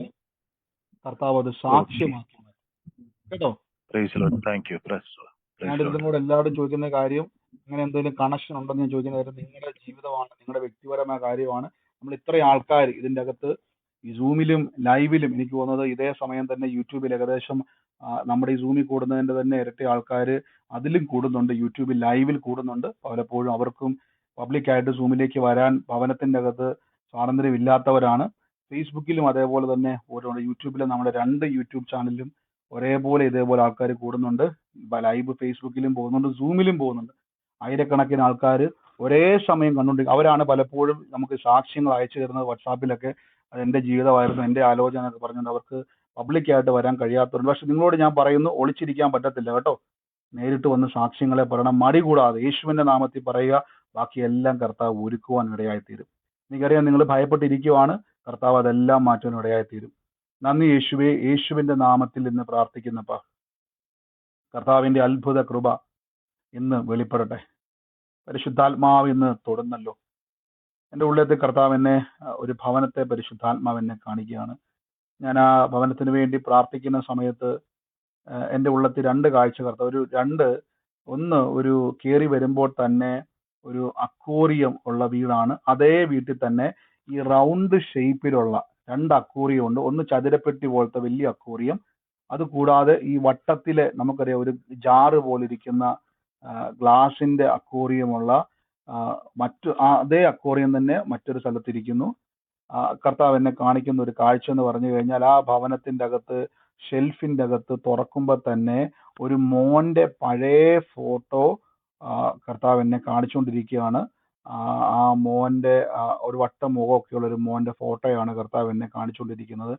ഞാൻ ആ കുടുംബത്തിന് വേണ്ടി പ്രാർത്ഥിക്കുന്ന സമയത്ത് ഇന്ന് ഞാൻ കാണുന്ന ഒരു കാഴ്ച എന്ന് പറഞ്ഞു കഴിഞ്ഞാൽ, ആ കുടുംബത്തിന് മേൽ ഉയർന്നു നിൽക്കുന്ന വെല്ലുവിളികൾ യേശുവിന്റെ നാമത്തിൽ ഇന്ന് വിട്ടു മാറുന്നതായിട്ട് കർത്താവിന്റെ ഉള്ളത്തിലേക്ക് പറയുന്നു. ഇപ്പോൾ ഞാൻ യേശുവിന്റെ നാമത്തിൽ അത് റിലീസ് ചെയ്ത് പ്രാർത്ഥിക്കുന്നപ്പ നന്ദി പിതാവേ. ഞാൻ ആ ഭവനത്തെ ഇന്ന് അനുഗ്രഹിച്ച് പ്രാർത്ഥിക്കുന്നു. ആ ഭവനവുമായിട്ട് ബന്ധപ്പെട്ടത് ആരാണോ ഇപ്പോൾ യേശുവിന്റെ അധികാരമുള്ള നാമത്തിൽ ഏറ്റെടുത്തോണം. കർത്താവ് ഇന്ന് ആ ഭവനത്തിന്റെ മേൽ വലിയൊരു പ്രവൃത്തിയെ ദൈവം ചെയ്യുവാൻ വേണ്ടി. അറബിയുടെ അത് ഞങ്ങളെ വീട്ടില് അവിടെ ഒരു ജാറുണ്ട് റൗണ്ടിലുള്ള, ഒന്ന് സ്ക്വയറും ഉണ്ട്, പിന്നെ ഈ ഫോട്ടോയും ഉണ്ട്. അത് ആരുടെ ഫോട്ടോയാ? അത് ആങ്ങളുടെ കൊച്ച മോന്റെ ഫോട്ടോയാ? ഈ പറഞ്ഞ പോലെയാണ് അത് ഇരിക്കുന്നത് ഫോട്ടോ? അതെ. ഞങ്ങളിത് കാണാൻ വല്ല വഴിയുണ്ടോ സിസ്റ്റർ? അത് ഈ വീട് പറഞ്ഞ പോലെയൊക്കെ കാണയില് ഞാൻ വീഡിയോ ഓണാക്കാം. അല്ല, ഞങ്ങളിപ്പോ കാണാൻ വല്ല സാധ്യതയുണ്ടോ സിസ്റ്റർ? ഇപ്പൊ വീഡിയോ ഓൺ ആയിരുന്നു പറഞ്ഞപ്പോ. ഇല്ല, കാണാൻ ഒരു സാധ്യതയില്ല. കാണാനൊരു സാധ്യതയൊന്നുമില്ല. ഈ പറഞ്ഞ സ്ക്വയറുള്ള ഇതുണ്ട്, ഇഷ്ടം. എന്റെ വീട്ടിൽ ചെറിയ ഒരു മിനിറ്റ് ഒരാൾ പറഞ്ഞോണ്ടിരിക്കട്ടെ. ഇന്ന് ഞാൻ ഈ രണ്ടുണ്ട്. പിന്നെ കൊച്ചിന്റെ ഫോട്ടോ ഉണ്ട്, പഴയ ഫോട്ടോ. ഞാനിത് പ്രാർത്ഥിക്കുന്ന സമയത്ത് കർത്താവ് എന്നെ മറ്റൊരു വ്യക്തിയുമായിട്ട് കണക്ട് ചെയ്തിട്ട് ഇങ്ങനെ പറയുകയാണ്. എൻ്റെ ഉള്ളത്തിൽ കർത്താവ് ഒരു മനു എന്ന് പറയുന്ന ഒരു പേരും കൂടെ കർത്താവ് എന്നെ വെളിപ്പെടുത്തുവാണ്. മനു എന്ന് പറയുന്ന ഒരു പയ്യൻ ആ ഭവനത്തിലേക്ക് വരുന്ന ഒരു കാഴ്ച കർത്താവ് എന്നെ കാണിച്ചുകൊണ്ടിരിക്കുന്നു.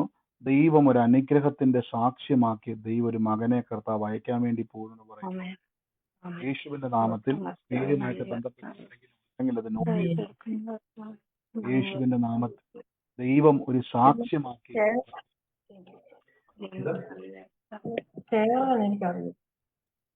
ബാക്കി എല്ലാരും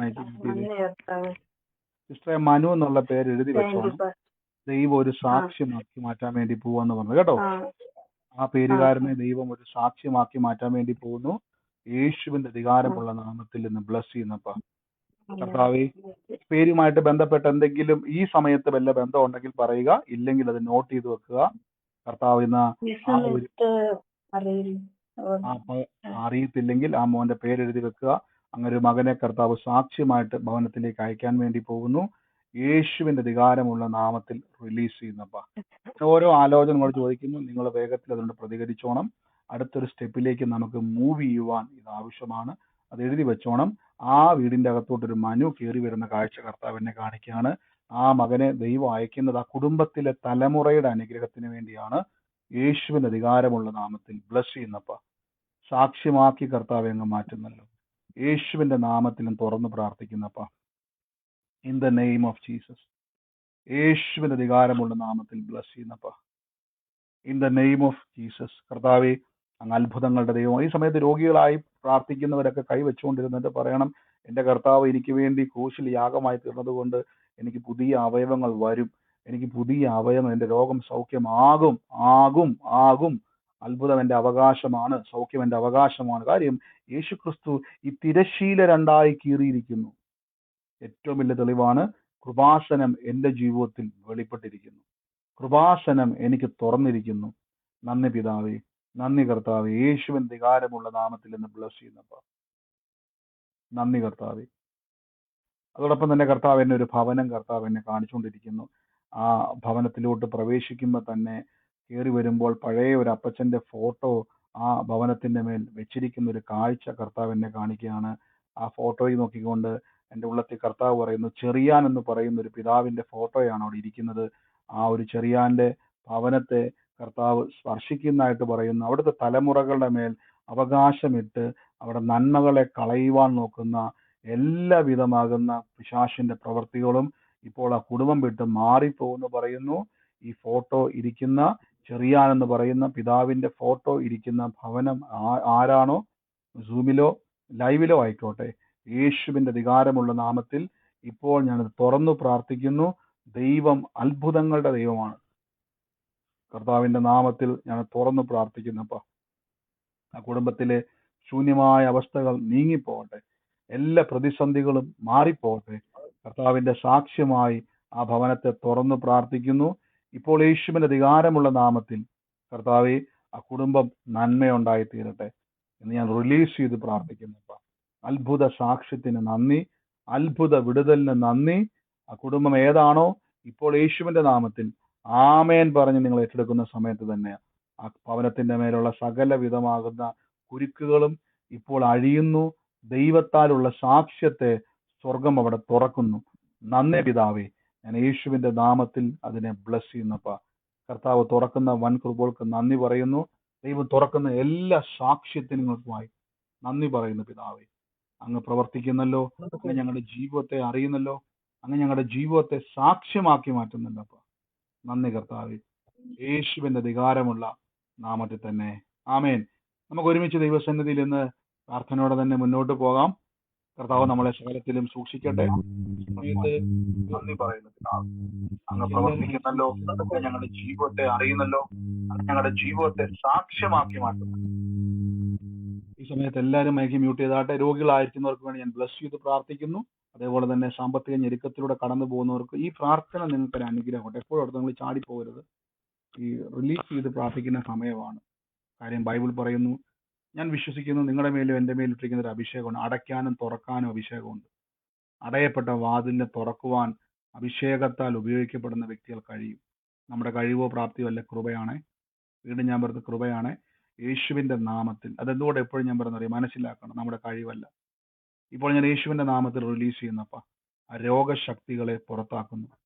ആ കടഭാരത്തിന്റെ ഞെരുക്കങ്ങൾ, കുടുംബത്തിലെ സമാധാനമില്ലാത്ത അവസ്ഥകളെ ഇപ്പോൾ യേശുവിന്റെ നാമത്തിൽ ഇന്ന് ഞാൻ പ്രാർത്ഥിക്കുന്നു. രാജ്യങ്ങളുടെ നന്മ അനുഭവിക്കട്ടെ.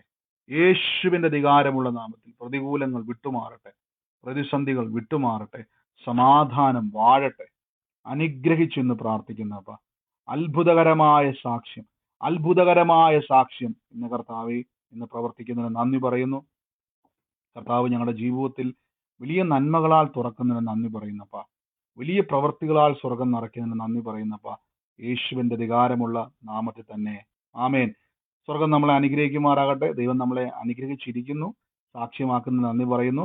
ഞാൻ കർത്താവിന്റെ വേലയിൽ വിതച്ചവർക്ക് വേണ്ടി പ്രാർത്ഥിക്കുന്നു. അതുകൂടാതെ സൺഡേ നമ്മുടെ പ്രാർത്ഥന UK നടക്കുന്നു. UK പ്രാർത്ഥനയിൽ സംബന്ധിക്കുവാൻ ആഗ്രഹിക്കുന്നവര് നമ്മുടെ പ്രെയർ ലൈൻ നമ്പർ ഉണ്ട്, നിങ്ങൾ അതിലേക്ക് വിളിച്ചിട്ടേ വരാവുള്ളൂ. കാര്യം എന്തെങ്കിലുമൊക്കെ മാറ്റങ്ങൾ ഉണ്ടെങ്കിൽ അറിയിക്കാൻ വേണ്ടിയാണ്. അതിന്റെ UK നമ്മുടെ ഗ്രൂപ്പ് ഉണ്ട്, അതിൽ എൻ്റെ ലൊക്കേഷൻ ഇടുന്നുണ്ട്. ദൈവം അനുവദിച്ച് ഞാൻ പറഞ്ഞല്ലോ, സൺഡേകളിൽ അത് ലൈവ് വരുവാൻ ആഗ്രഹിക്കുന്നു. കർത്താവ് എല്ലാം ഭംഗിയായി ചെയ്യുമാറാകട്ടെ. കർത്താവ് നമ്മളെ സഹായിക്കട്ടെ. വേലയിൽ വിതച്ചവരെ ബ്ലസ് ചെയ്ത് പ്രാർത്ഥിക്കുന്നു. വിധയെപ്പറ്റി ഞാൻ കഴിഞ്ഞ ദിവസം പറഞ്ഞല്ലോ, പിരിവല്ല, പിടിച്ച് മേടിക്കുവല്ല, ബ്രദറിന് കൊടുക്കുവല്ല, നാട്ടുകാർക്ക് കൊടുക്കുവല്ല, ഒരു സഭയ്ക്കും കൊടുക്കുവല്ല. ഞാൻ കർത്താവിന്റെ നാമത്തിൽ വിതയ്ക്കുന്നത് സുവിശേഷത്തിന് വേണ്ടിയാണ്, സുവിശേഷത്തിന്റെ വളർച്ചയ്ക്ക് വേണ്ടിയാണ്. അത് എന്നെ അനുഗ്രഹിക്കാൻ വേണ്ടിയല്ല, അനുഗ്രഹമായതുകൊണ്ടാണ് വിതയ്ക്കുന്നത്. ഞാൻ വിതച്ചവരെ ബ്ലസ് ചെയ്യുന്നു. അതിരുകൾ വിസ്താരമാകട്ടെ, നന്മ തുറക്കട്ടെ, ബിസിനസ്സിലും ജോലിയിലും വർധനവുണ്ടാകട്ടെ. വിതയ്ക്കുന്ന ഓരോ പൈസയും കർത്താവെ ഒരു നഷ്ടവും വരത്തില്ല. വർധനവിന്റെ മേൽ വർധനവിനായി നന്ദി, സമൃദ്ധിക്കായി നന്ദി, ഉയർച്ചയ്ക്കായിട്ട് നന്ദി. ബ്ലസ് ചെയ്ത് പ്രാർത്ഥിക്കുന്നപ്പ യേശുവിന്റെ നാമത്തിൽ തന്നെ ആമേൻ. കർത്താവ് നിങ്ങൾ അനുഗ്രഹിക്കട്ടെ. ഈ സമയത്ത് ആർക്കെങ്കിലും ഒരു സാക്ഷ്യം പറയാനുള്ളവരുണ്ടെങ്കിൽ ചുരുക്കം വാക്കുകളിൽ വേഗത്തിൽ നിങ്ങളുടെ സാക്ഷ്യങ്ങളെ പറയാം. പ്രയർ റിക്വസ്റ്റ് അല്ല. ഇനി എന്ത് എമർജൻസി ആണെങ്കിലും പേടിക്കേണ്ട. ദൈവം അത്ഭുതം ചെയ്ത് കഴിഞ്ഞു. കർത്താവ് അതിന്റെ മേൽ പ്രവർത്തിച്ചു കഴിഞ്ഞു. പ്രാർത്ഥന നിങ്ങളുടെ ജീവിതത്തിൽ ഇന്നു മുതൽ ഒരു തീ കത്തുന്നത് പോലെ പ്രവർത്തിക്കാൻ തുടങ്ങും. ദൈവം നമ്മളെ സഹായിക്കട്ടെ. ഈ സമയത്ത് ആർക്കെങ്കിലും സാക്ഷ്യമുള്ളവരുണ്ടെങ്കിൽ വേഗത്തിൽ ചുരുക്കം വാക്കുകളിൽ നിങ്ങളുടെ സാക്ഷ്യങ്ങളെ പറഞ്ഞാട്ടെ. കർത്താവ് നമ്മളെ അനുഗ്രഹിക്കും. ഉള്ളവരാരെങ്കിലും പറഞ്ഞു. സുരേഷാണ്.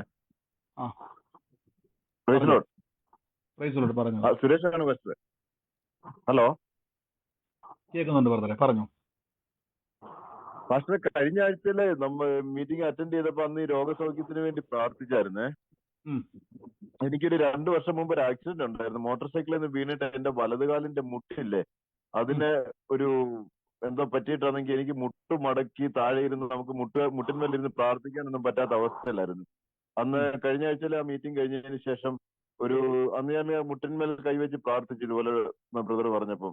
അതിനടുത്ത ദിവസമൊന്നും ഞാൻ അത്രയും മൈൻഡ് ചെയ്തില്ല. പക്ഷെ ഞാൻ ഈ കഴിഞ്ഞ സൺഡേയിൽ ഞങ്ങളുടെ ചർച്ചിൽ പോയി ഇരിക്കാനായിട്ട് ചെന്ന് കഴിഞ്ഞപ്പോൾ ഞാൻ ചെന്നപ്പോഴേ മുട്ടുകാലിൽ ഇങ്ങനെ 5 മിനിറ്റ് ഇരുന്നപ്പോൾ എനിക്ക് പെട്ടെന്ന് തോന്നിയോ എന്റെ മുട്ടിന് വേദന എടുക്കുമായിരിക്കും.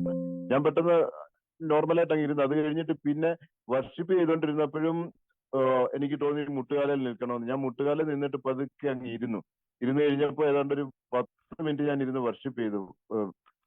ബ്രദറെ, എനിക്ക് ഒരു വേദനയോ അല്ലെങ്കിൽ ആ മുട്ടിന് ടൈറ്റോ അങ്ങനെയൊന്നുള്ള യാതൊരു പ്രശ്നവും തോന്നിയില്ല.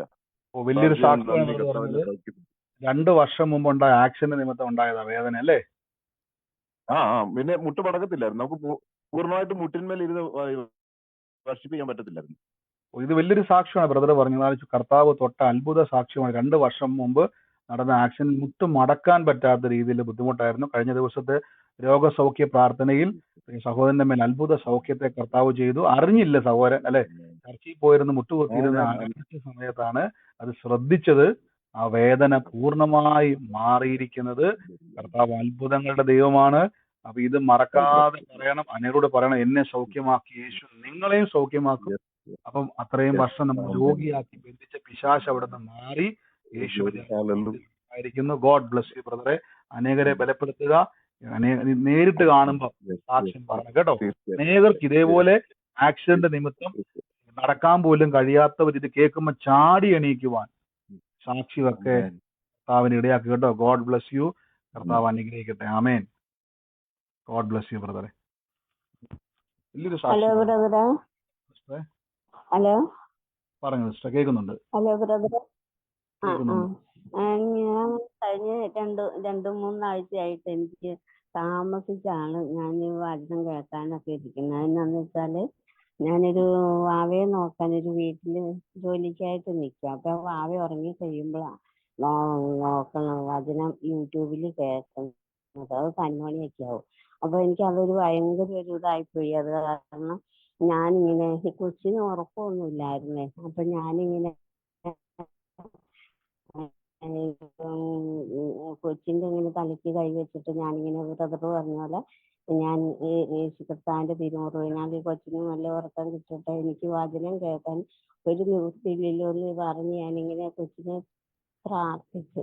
പ്രാർത്ഥിച്ചു കഴിഞ്ഞപ്പോ ഇപ്പൊ 3 ദിവസമായിട്ട് കൊച്ചു ആ സമയമാകുമ്പോഴത്തേക്കും കിടന്ന് ഉറങ്ങും. അന്നേരമാണ് ഞാനിങ്ങനെ വചനം കേൾക്കണം. ദൈവം വലിയൊരു അത്ഭുതം ചെയ്ത് ദൈവത്തിന് നന്ദി സ്തോത്രവും പറയും. ആമേൻ. നന്ദി കർത്താവേ. പ്രിയസ് പറഞ്ഞ വലിയൊരു കാര്യം തന്നെയാണ്. കാര്യം നമുക്ക് നിസ്സാരമല്ല കാര്യം. പ്രാർത്ഥനാ സമയത്ത് നോക്കാൻ പോകുന്ന കുഞ്ഞ് പ്രാർത്ഥനയ്ക്ക് കഴിയാത്ത രീതിയിൽ അത് സങ്കടപ്പെടുകയും ബഹളം വെക്കുകയും ചെയ്തു. പക്ഷേ ഒരു പ്രാർത്ഥിച്ചു. നമ്മുടെ ആ പ്രാർത്ഥനയ്ക്ക് കൂടെ തക്കുന്ന കൊച്ചിനെ ദൈവം എന്ത് ചെയ്തു? ഒരു സ്വസ്ഥമായി ഉറങ്ങുവാൻ അന്തരീക്ഷത്തെ കൊടുത്തു. അപ്പൊ കൂട്ടായ്മ എത്ര ദൈവം വിലപ്പെട്ടതെന്ന് കാണുന്നുള്ളതിന്റെ തെളിവാണിത്. നിങ്ങളെ ദൈവം വളർത്തുവാൻ ആഗ്രഹിക്കുന്നുണ്ട്. അതുകൊണ്ടാണ് തമ്പുരാൻ ആ സമയത്ത് ഒരു സ്വസ്ഥത കൊടുത്തത്. ഗോഡ് ബ്ലസ് യു സിസ്റ്ററെ. കർത്താവിലും വചനത്തിലും ശക്തിപ്പെട്ട് ലോകത്തിൽ സാക്ഷ്യമായി തീരുക യേശുവിന്റെ നാമത്തിൽ തന്നെ. ആമേൻ. ദൈവം അനുഗ്രഹിക്കട്ടെ. ആമേൻ. മറ്റാരെങ്കിലും ഉണ്ടോ? ലോർഡ് ബ്രദറെ, പറഞ്ഞു.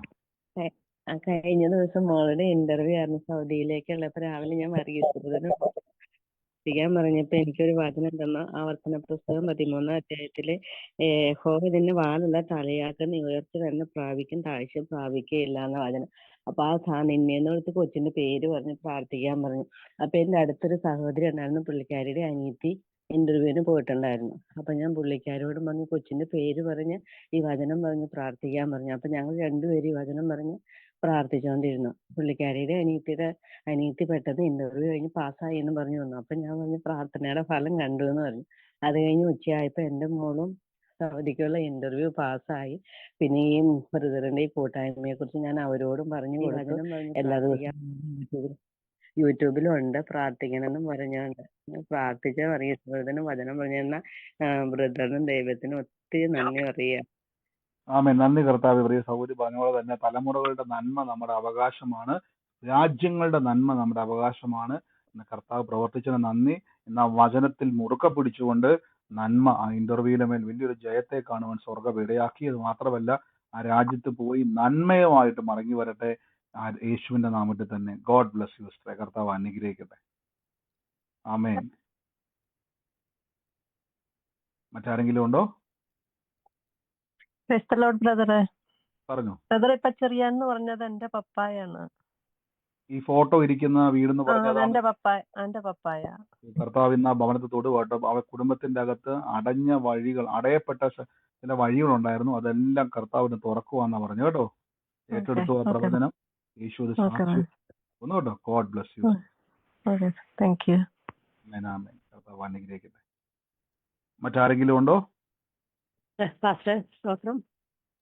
എനിക്കൊരു സാക്ഷ്യം പറയണ്ട. ഒന്നല്ല, 2 സാക്ഷ്യം പറയാനുണ്ട്. ഞാൻ ഈ സൂമിൽ തുടങ്ങിയപ്പോൾ മുതൽ എനിക്ക് ഇത് കട്ടായി പോകുമായിരുന്നു. ഒന്നും ക്ലിയർ കിട്ടുന്നുണ്ടായിരുന്നില്ല. യൂട്യൂബിലും കിട്ടുന്നുണ്ടായിരുന്നില്ല. അപ്പൊ ഞാൻ പ്രാർത്ഥിച്ചു, കുറെ വചനങ്ങളൊക്കെ പറഞ്ഞിങ്ങനെ പ്രാർത്ഥിച്ചു. എനിക്ക് ദൈവം തന്നതിനായി സ്തോത്രം പറഞ്ഞപ്പോ നോക്കുക, പിന്നെ അത് കിട്ടിയിട്ട് ഇതുവരെയും പിന്നെ കട്ടായി പോയില്ല. അതൊന്ന്. പിന്നെ ഞാൻ കുറേ ഒരു 3-4 മാസം മുമ്പ് ഞാൻ ഈ സൂമിൽ തന്നെ ഒരു സിസ്റ്റർ വചനം സാക്ഷ്യം പറയുന്നത് കേട്ടു. ഒരു മുഖത്തുള്ളൊരു മറുക് പോലത്തെ സാധനം ഇങ്ങനെ ഇരിക്കുന്നത് വീണുപോയി എന്ന് പ്രാർത്ഥിച്ചപ്പോൾ, വചനം പറഞ്ഞ് പ്രാർത്ഥിച്ചപ്പോൾ വീണുപോയി എന്ന് പറഞ്ഞു. അപ്പൊ ഞാൻ അത് അന്ന് കേട്ടപ്പോൾ മുതൽ ഞാനത് എന്നും പ്രാർത്ഥിക്കും. ഞാനും പ്രതി എന്റെ കണ്ണിന്റെ അടുത്ത്, ഈ കണ്ണിന്റെ നമ്മൾ സാധാരണ കണ്ണിന് വാലിട്ട് എഴുതുന്ന സ്ഥലത്ത് അവിടെ ഒരു വലിയൊരു മറുക് പോലെ ഉണ്ടായിരുന്നു. എനിക്ക് മറുക് അരിമ്പാറ പോലത്തെ ഒരു സാധനം ഉണ്ടായിരുന്നു. ഞാൻ അത് എന്നും കൈവച്ച് പ്രാർത്ഥിക്കാറുണ്ട്. ഇന്നലെ ഞാൻ നോക്കുമ്പോൾ ഞാൻ കൈ കൊണ്ട് തൂത്തപ്പോൾ എന്തോ സാധനം അങ്ങ് വീണുപോയി. അപ്പൊ ഞാൻ എന്താന്ന് ഓർത്ത് നോക്കുമ്പോൾ കണ്ണിന്റെ അവിടുത്തെ വീണുപോയി. വാസനെ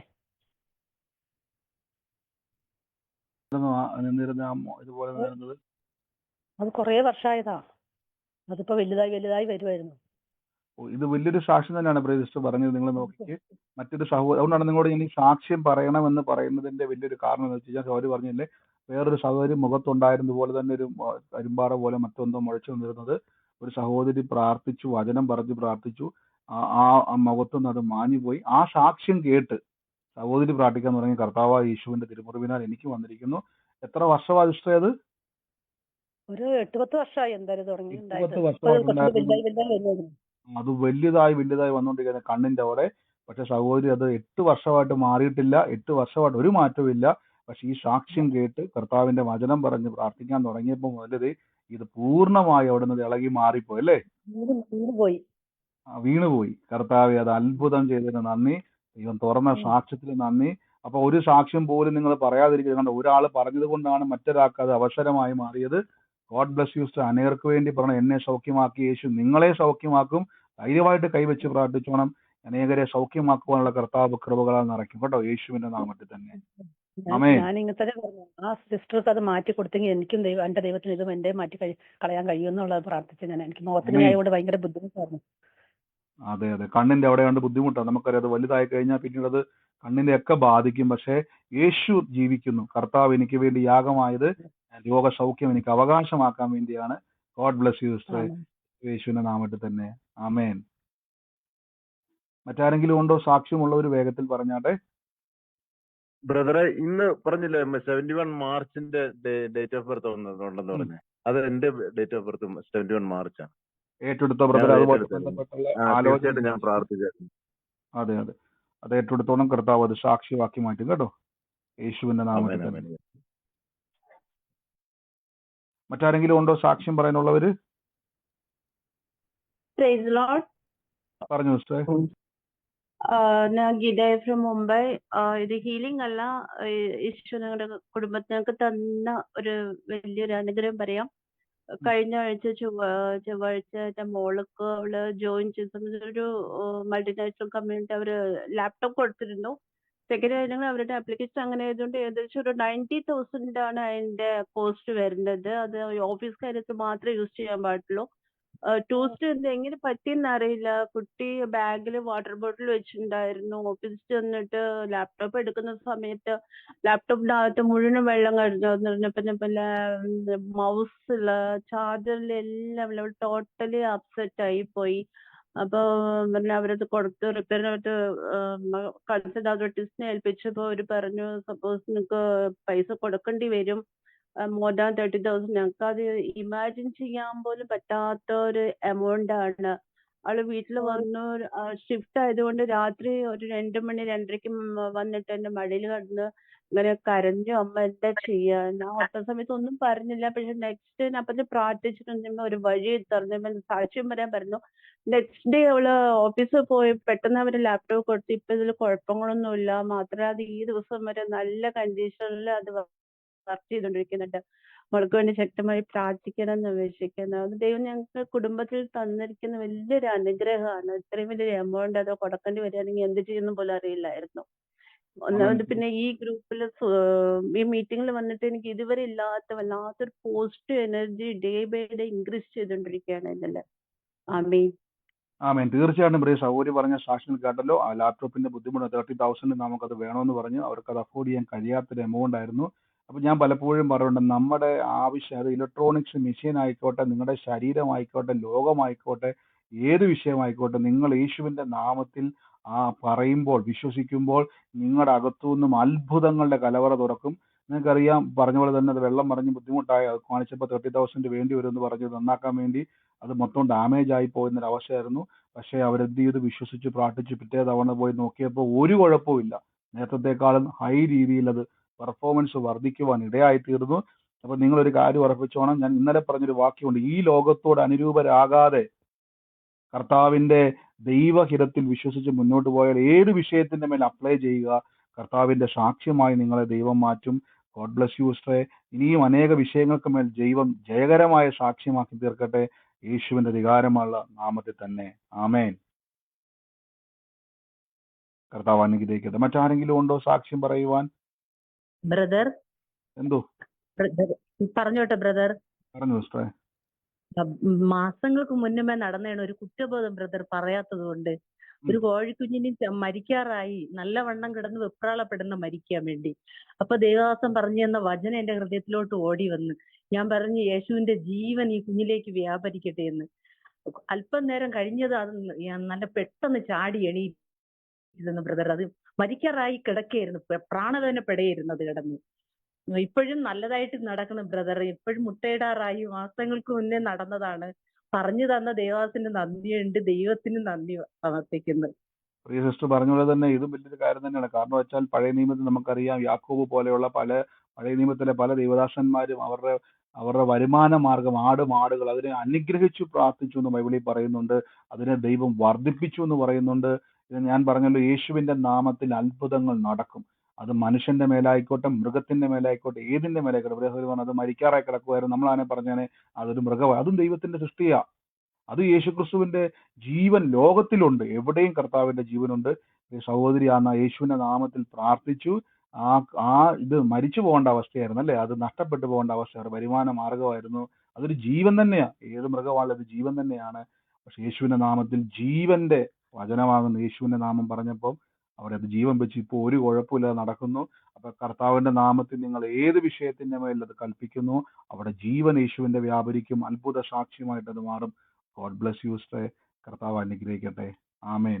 മറ്റാരെങ്കിലും ഉണ്ടോ സാക്ഷ്യം പറയുവാൻ? Praise Lord brother. പറഞ്ഞു, സാക്ഷി പറയാനുണ്ട്. ധൈര്യമായിട്ട് പറഞ്ഞു. ഇന്നലെ എനിക്ക് എൻ്റെ ഒരു മോടെ കൊച്ച് 14 വയസ്സുള്ളതാണ്. ഡിസേബിൾ ആയിട്ടുള്ള ഒരു കുഞ്ഞാണ്. അത് ഇരിക്കുമ്പോഴൊക്കെ വളരെ ബുദ്ധിമുട്ടിയാണ് നിലത്തിരുന്നുകൊണ്ടിരുന്നത്. അങ്ങനെ ഇട്ടോന്നങ്ങ് ഇരിക്കും. ഇരുന്നിരുന്ന് അതിന്റെ നടുവിനും കാലിനും എല്ലാം വേദനയായി, നടക്കാൻ മേലാതെ ഇന്നലെ രാവിലെ മുതൽ വെച്ചുകൊണ്ടിരിക്കുകയായിരുന്നു. വളരെ വിഷമിച്ച് ഇതിനെ എന്ത് ചെയ്യുമെന്ന് കണ്ടു. അന്നേരം ഒരു തിരുമുന്ന ഒരു വൈദ്യൻ വീട്ടിൽ വന്ന് നോക്കിയപ്പം പറഞ്ഞു, ഇത് നീരുണ്ട്, തപ്പി നോക്കിയിട്ട് ഇത് പൊട്ടൽ പോലെ തോന്നുന്നുണ്ട്, എന്തോ ചെയ്യുമെന്ന് ഓർത്ത് ഞങ്ങള് വളരെ വിഷമിച്ചു.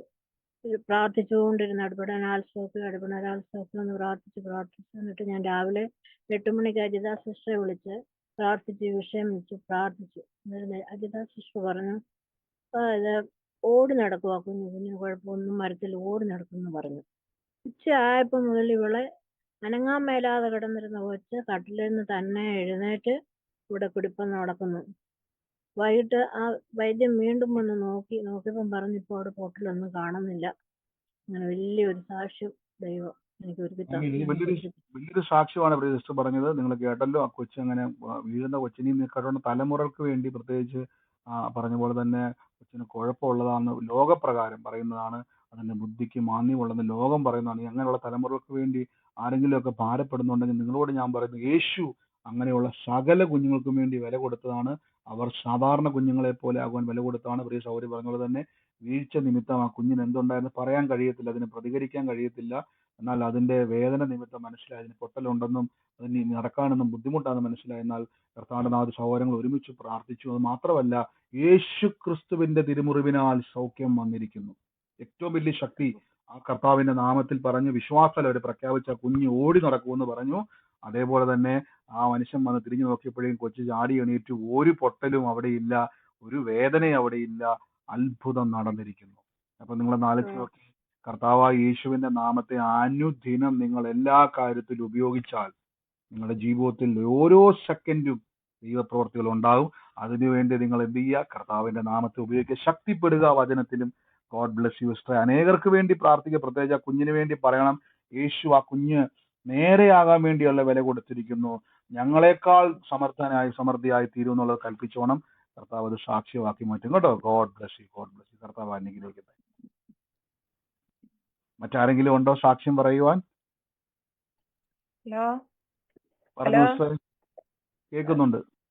എനിക്കൊരു സാക്ഷ്യം പറയാനുണ്ടായിരുന്നു. പറഞ്ഞു. എന്റെ കിണറ്റിനകത്ത് വെള്ളത്തിൽ മൊത്തം കൂത്താടിയായിരുന്നു. അത് ഞാൻ പ്രാർത്ഥിച്ചത് മൊത്തം മാറിപ്പോയി. തീർച്ചയായും ഞാൻ എപ്പോഴും പറഞ്ഞു, നിങ്ങളുടെ ആവശ്യങ്ങളൊക്കെയും ദൈവം അറിയുന്നു. നമുക്ക് കുടിവെള്ളം നമുക്ക് ആവശ്യമാണ്. നമുക്കതിനെ മുടക്കുന്ന ഏതുമായിക്കോട്ടെ കർത്താവിന്റെ നാമത്തെ ഉപയോഗിച്ച് ഒരു പ്രാർത്ഥിച്ചു. ഇന്ന് അത് വിരോധമായതെല്ലാം, ആ ജീവികളെല്ലാം നീങ്ങി കർത്താവിന്റെ നാമത്തിൽ ഇതൊരു സാക്ഷ്യമാക്കി ദൈവം മാറ്റിയല്ലോ, യേശുവിന്റെ നാമത്തിൽ തന്നെ. God bless U. ഇത് ചെറിയ വിഷയമല്ല, ഏത് വിഷയം വന്നാലും ഇതേപോലെ യേശുവിനെ പ്രാർത്ഥിക്കണം. അറിയത്തില്ല, പ്രാർത്ഥിക്കാൻ അറിയത്തില്ലായിരുന്നു പാസ്റ്ററെ. ഞാൻ മോട്ടർ ഒഴിച്ച് വെള്ളം അടിക്കാണ്ടിരുന്നേ. അന്നേരം എന്റെ മനസ്സിൽ ഇങ്ങനെ പറഞ്ഞു, ആ വെള്ളം ഒന്ന് പ്രാർത്ഥിക്കാൻ. എനിക്ക് അറിയത്തില്ലായിരുന്നു. ഞാൻ അറിയാവുന്ന പോലെ യേശുവിനെ വിളിച്ച് ഒന്ന് പ്രാർത്ഥിച്ചത്. പക്ഷെ പൂർണ്ണമായിട്ടത് മാറിക്കിട്ടി. ആമേൻ. അപ്പൊ ഇനിയും ക്രിസ്തുവിൽ വളരുക, വചനത്തിൽ ശക്തിപ്പെടുക, വലിയ പ്രവർത്തികളെ കർത്താവ് ചെയ്യും കേട്ടോ. God bless U. പിന്നെ ഒന്നുകൂടെ പറയാനുണ്ട്, എന്റെ മോനാണെങ്കിൽ ഭയങ്കര ചുമയായിരുന്നു. കഴിഞ്ഞ വർഷമൊക്കെ ആശുപത്രി കൊണ്ടുവന്ന് കാണിച്ചപ്പം പറഞ്ഞു ഇതുപോലെ പിന്നെ അണുബാധയുടെ പറഞ്ഞുകൊണ്ട് ഭയങ്കര ചുമയായിരുന്നു. അവന് പിന്നെ അത് വിട്ടുമാറാതെ ഇടയ്ക്ക് ഇങ്ങനെ ചുമ വന്നുകൊണ്ടേയിരുന്നു. പക്ഷെ ഞാനിപ്പോ ഈ കഴിഞ്ഞൊരിടയ്ക്ക് ഇത് പ്രാർത്ഥനയ്ക്ക് കയറിയ ഇടയായിരുന്നു. അതുകൊണ്ട് ചൊവ്വ എനിക്ക് വചനമൊന്നും പറയാൻ അറിയത്തില്ല. എന്നാലും ഞാൻ അവന്റെ ശരീരത്തെ പിടിച്ച് ഇങ്ങനെ പ്രാർത്ഥിച്ചു, ഇനി ചുമക്കല്ലേ എന്ന് പറഞ്ഞുകൊണ്ട് യേശുവിനെ വിളിച്ച് പ്രാർത്ഥിച്ചു. പക്ഷെ അത് അന്നേരം തന്നെ ആ ചുമ പോയി, പിന്നെ ഇതുവരെയും ചുമച്ചിട്ടില്ല.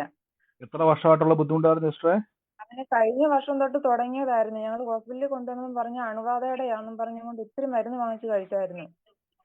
പിന്നെ ഇടയ്ക്ക് ഇങ്ങനെ വന്നോണ്ടിരുന്നേ ചുമ ഇങ്ങനെ. ആമേൻ. ഇത് കർത്താവിന്റെ വലിയൊരു സാക്ഷ്യമാണ്. സിസ്റ്റർ പറഞ്ഞ പോലെ തന്നെ അണുബാധ നിമിത്തം അവന് ബുദ്ധിമുട്ടായിരുന്നു. 1 വർഷത്തിന് മേളിൽ കുഴപ്പമായിട്ടിരുന്നു. ചുമ വിട്ടുമാറാത്ത ചുമയായിരുന്നു. അപ്പൊ അത് വർദ്ധിക്കാനാണ് ലോകപ്രകാരം സാധ്യത. പക്ഷെ കർത്താവിന്റെ മുറിവിനാൽ സൗഖ്യം വന്നിരിക്കുന്നു പറഞ്ഞു. അണുബാധ പൂർണ്ണമായും ശരീരത്തിൽ നിന്ന് വിട്ടുമാറി പൂർണ്ണ സൗഖ്യം അവന് കൊടുത്തു. ദൈവം കൊടുത്ത സൗഖ്യത്തിനും സാക്ഷ്യത്തിനും നന്ദി. യേശുവിന്റെ നാമത്തിൽ God bless you, sister. ചേച്ചി പറയാണെന്നാ ചേച്ചിയാണ് ഇതൊക്കെ സഹിക്കണം, വേറൊരാളുമല്ല, മേഡോ അല്ല. അനാവശ്യമായിട്ട് സംസാരിക്കുന്നവരൊക്കെ ലെഫ്റ്റ് ചെയ്തു. നിങ്ങൾ സാക്ഷ്യം പറയാനുള്ളവർ മാത്രം നിങ്ങൾ നിൽക്കുക. കർത്താവ് അനുഗ്രഹിക്കട്ടെ. മറ്റാരെങ്കിലും ഉണ്ടോ സാക്ഷ്യം പറയാനുള്ളവരുണ്ടെങ്കിൽ?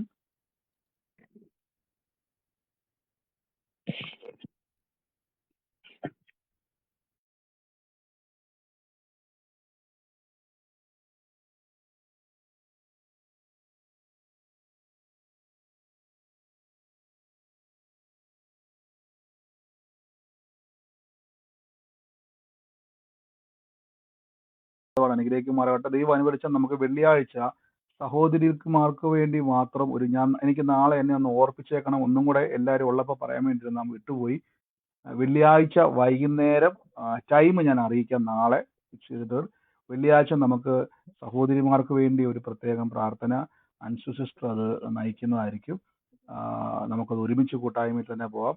ഞാനും അതിനകത്തുണ്ട്. അപ്പോൾ സഹോദരിമാർക്ക് വേണ്ടി പ്രത്യേക ഒരു പ്രാർത്ഥന വെക്കുന്നുണ്ട്. സഹോദരിമാർക്ക് വേണ്ടി ലീഡ് ചെയ്യുന്നതാണ്. അപ്പോൾ ആഗ്രഹിക്കുന്നുള്ളവർക്ക് നിങ്ങൾക്ക് അതിൽ പങ്കുചേരാം. നാളെ അതിൻ്റെ ഡീറ്റെയിൽസുകൾ പറയാം. നാളെ എന്നെ തുടങ്ങുമ്പോൾ തന്നെ ഇപ്പോൾ കുറേ ആൾക്കാർ ഇപ്പം പ്രാർത്ഥന കഴിഞ്ഞ് മാറിയല്ലോ. അവർക്കും എല്ലാം കേൾക്കാനൊരു അവസരമാണ്. വലിയ കർത്താവിൻ്റെ പ്രവൃത്തിയിലേക്ക് ദൈവം നിങ്ങളെ നയിക്കുവാൻ ഇടയായിത്തീരും. ആഗ്രഹിക്കുന്നവരുണ്ടെങ്കിൽ നിങ്ങൾക്ക് അത് പങ്കുചേരാം. നമ്മുടെ ഗ്രൂപ്പിലേക്ക് നിങ്ങൾ മെസ്സേജ് അയക്കുമോ, അല്ലെങ്കിൽ ഞാൻ അതിൻ്റെ ഡീറ്റെയിൽസുകൾ നാളെ ഒന്നെങ്കിൽ ഗ്രൂപ്പിൽ ഇന്നിടും, അല്ലെങ്കിൽ നാളെ ഇടും. നാളെ അതൊന്നുകൂടെ ഉറപ്പിക്കും. വെള്ളിയാഴ്ച ഈവനിങ്ങിൽ നമുക്കത് ചെയ്യാം. കർത്താവ് അത് അനുഗ്രഹിക്കട്ടെ. നമുക്ക് ഒരുമിച്ച് വൻ കാര്യങ്ങളെ കർത്താവ് ചെയ്യുന്നല്ലോ. സാക്ഷ്യങ്ങൾക്ക് നന്ദി. അത്ഭുതകരമായ പ്രവചന ആലോചനകൾക്കും അത്ഭുതകരമായ രോഗസൗഖ്യത്തിന് ഇതൊക്കെ തുടക്കം മാത്രമാണ്. കർത്താവ് നമ്മുടെ അവസ്ഥകളെ മാറ്റും. അനാവശ്യമായിട്ടുള്ള, ഞാൻ എപ്പോഴും വാണിംഗ് പോലെ തരുവാണ്, അനാവശ്യമായിട്ടുള്ളത് നിങ്ങൾ കേൾക്കുന്നതെല്ലാം സ്റ്റോപ്പ് ചെയ്യുക. വിശ്വാസത്തിൽ ശക്തിപ്പെടുന്നത് മാത്രമേ പിടിക്കാവുള്ളൂ. ഇതെന്തിനാ ഞാൻ എപ്പോഴും വാണിംഗ് തരുന്നു വെച്ച് കഴിഞ്ഞാൽ, നമുക്ക് വിശ്വാസത്തിൽ തളർച്ചയല്ല, വളർച്ചയാണ് വേണ്ടത്. പെട്രോളാണ് കാറിന് വേണ്ടത്, അതിൻ്റെ അകത്ത് മണ്ണെണ്ണയല്ല വേണ്ടത്, പച്ചവെള്ളമല്ല. അതുപോലെ ഞാനിപ്പോൾ ഉദാഹരണമായിട്ട് പറഞ്ഞാൽ മനസ്സിലാകാൻ വേണ്ടിയാണ്. വിശ്വാസത്തിന്റെ ശക്തി ആവശ്യമാണ്. സ്വർഗം നമ്മളെ സഹായിക്കട്ടെ. നമുക്ക് ഒരുമിച്ച് വിശ്വാസ പ്രഖ്യാപനങ്ങളെ ഏറ്റുപറഞ്ഞ് പ്രാർത്ഥിക്കാം. മൈക്കുകളൊക്കെ മ്യൂട്ട് ചെയ്ത് നിങ്ങളായിരിക്കുന്ന സ്ഥലത്ത് ഇരുന്നുകൊണ്ട് ലഭിച്ചു എന്ന് വിശ്വസിപ്പിൻ, എന്നാൽ നിങ്ങൾക്ക് അത് ഉണ്ടാകും എന്ന വചനത്താൽ നമുക്ക്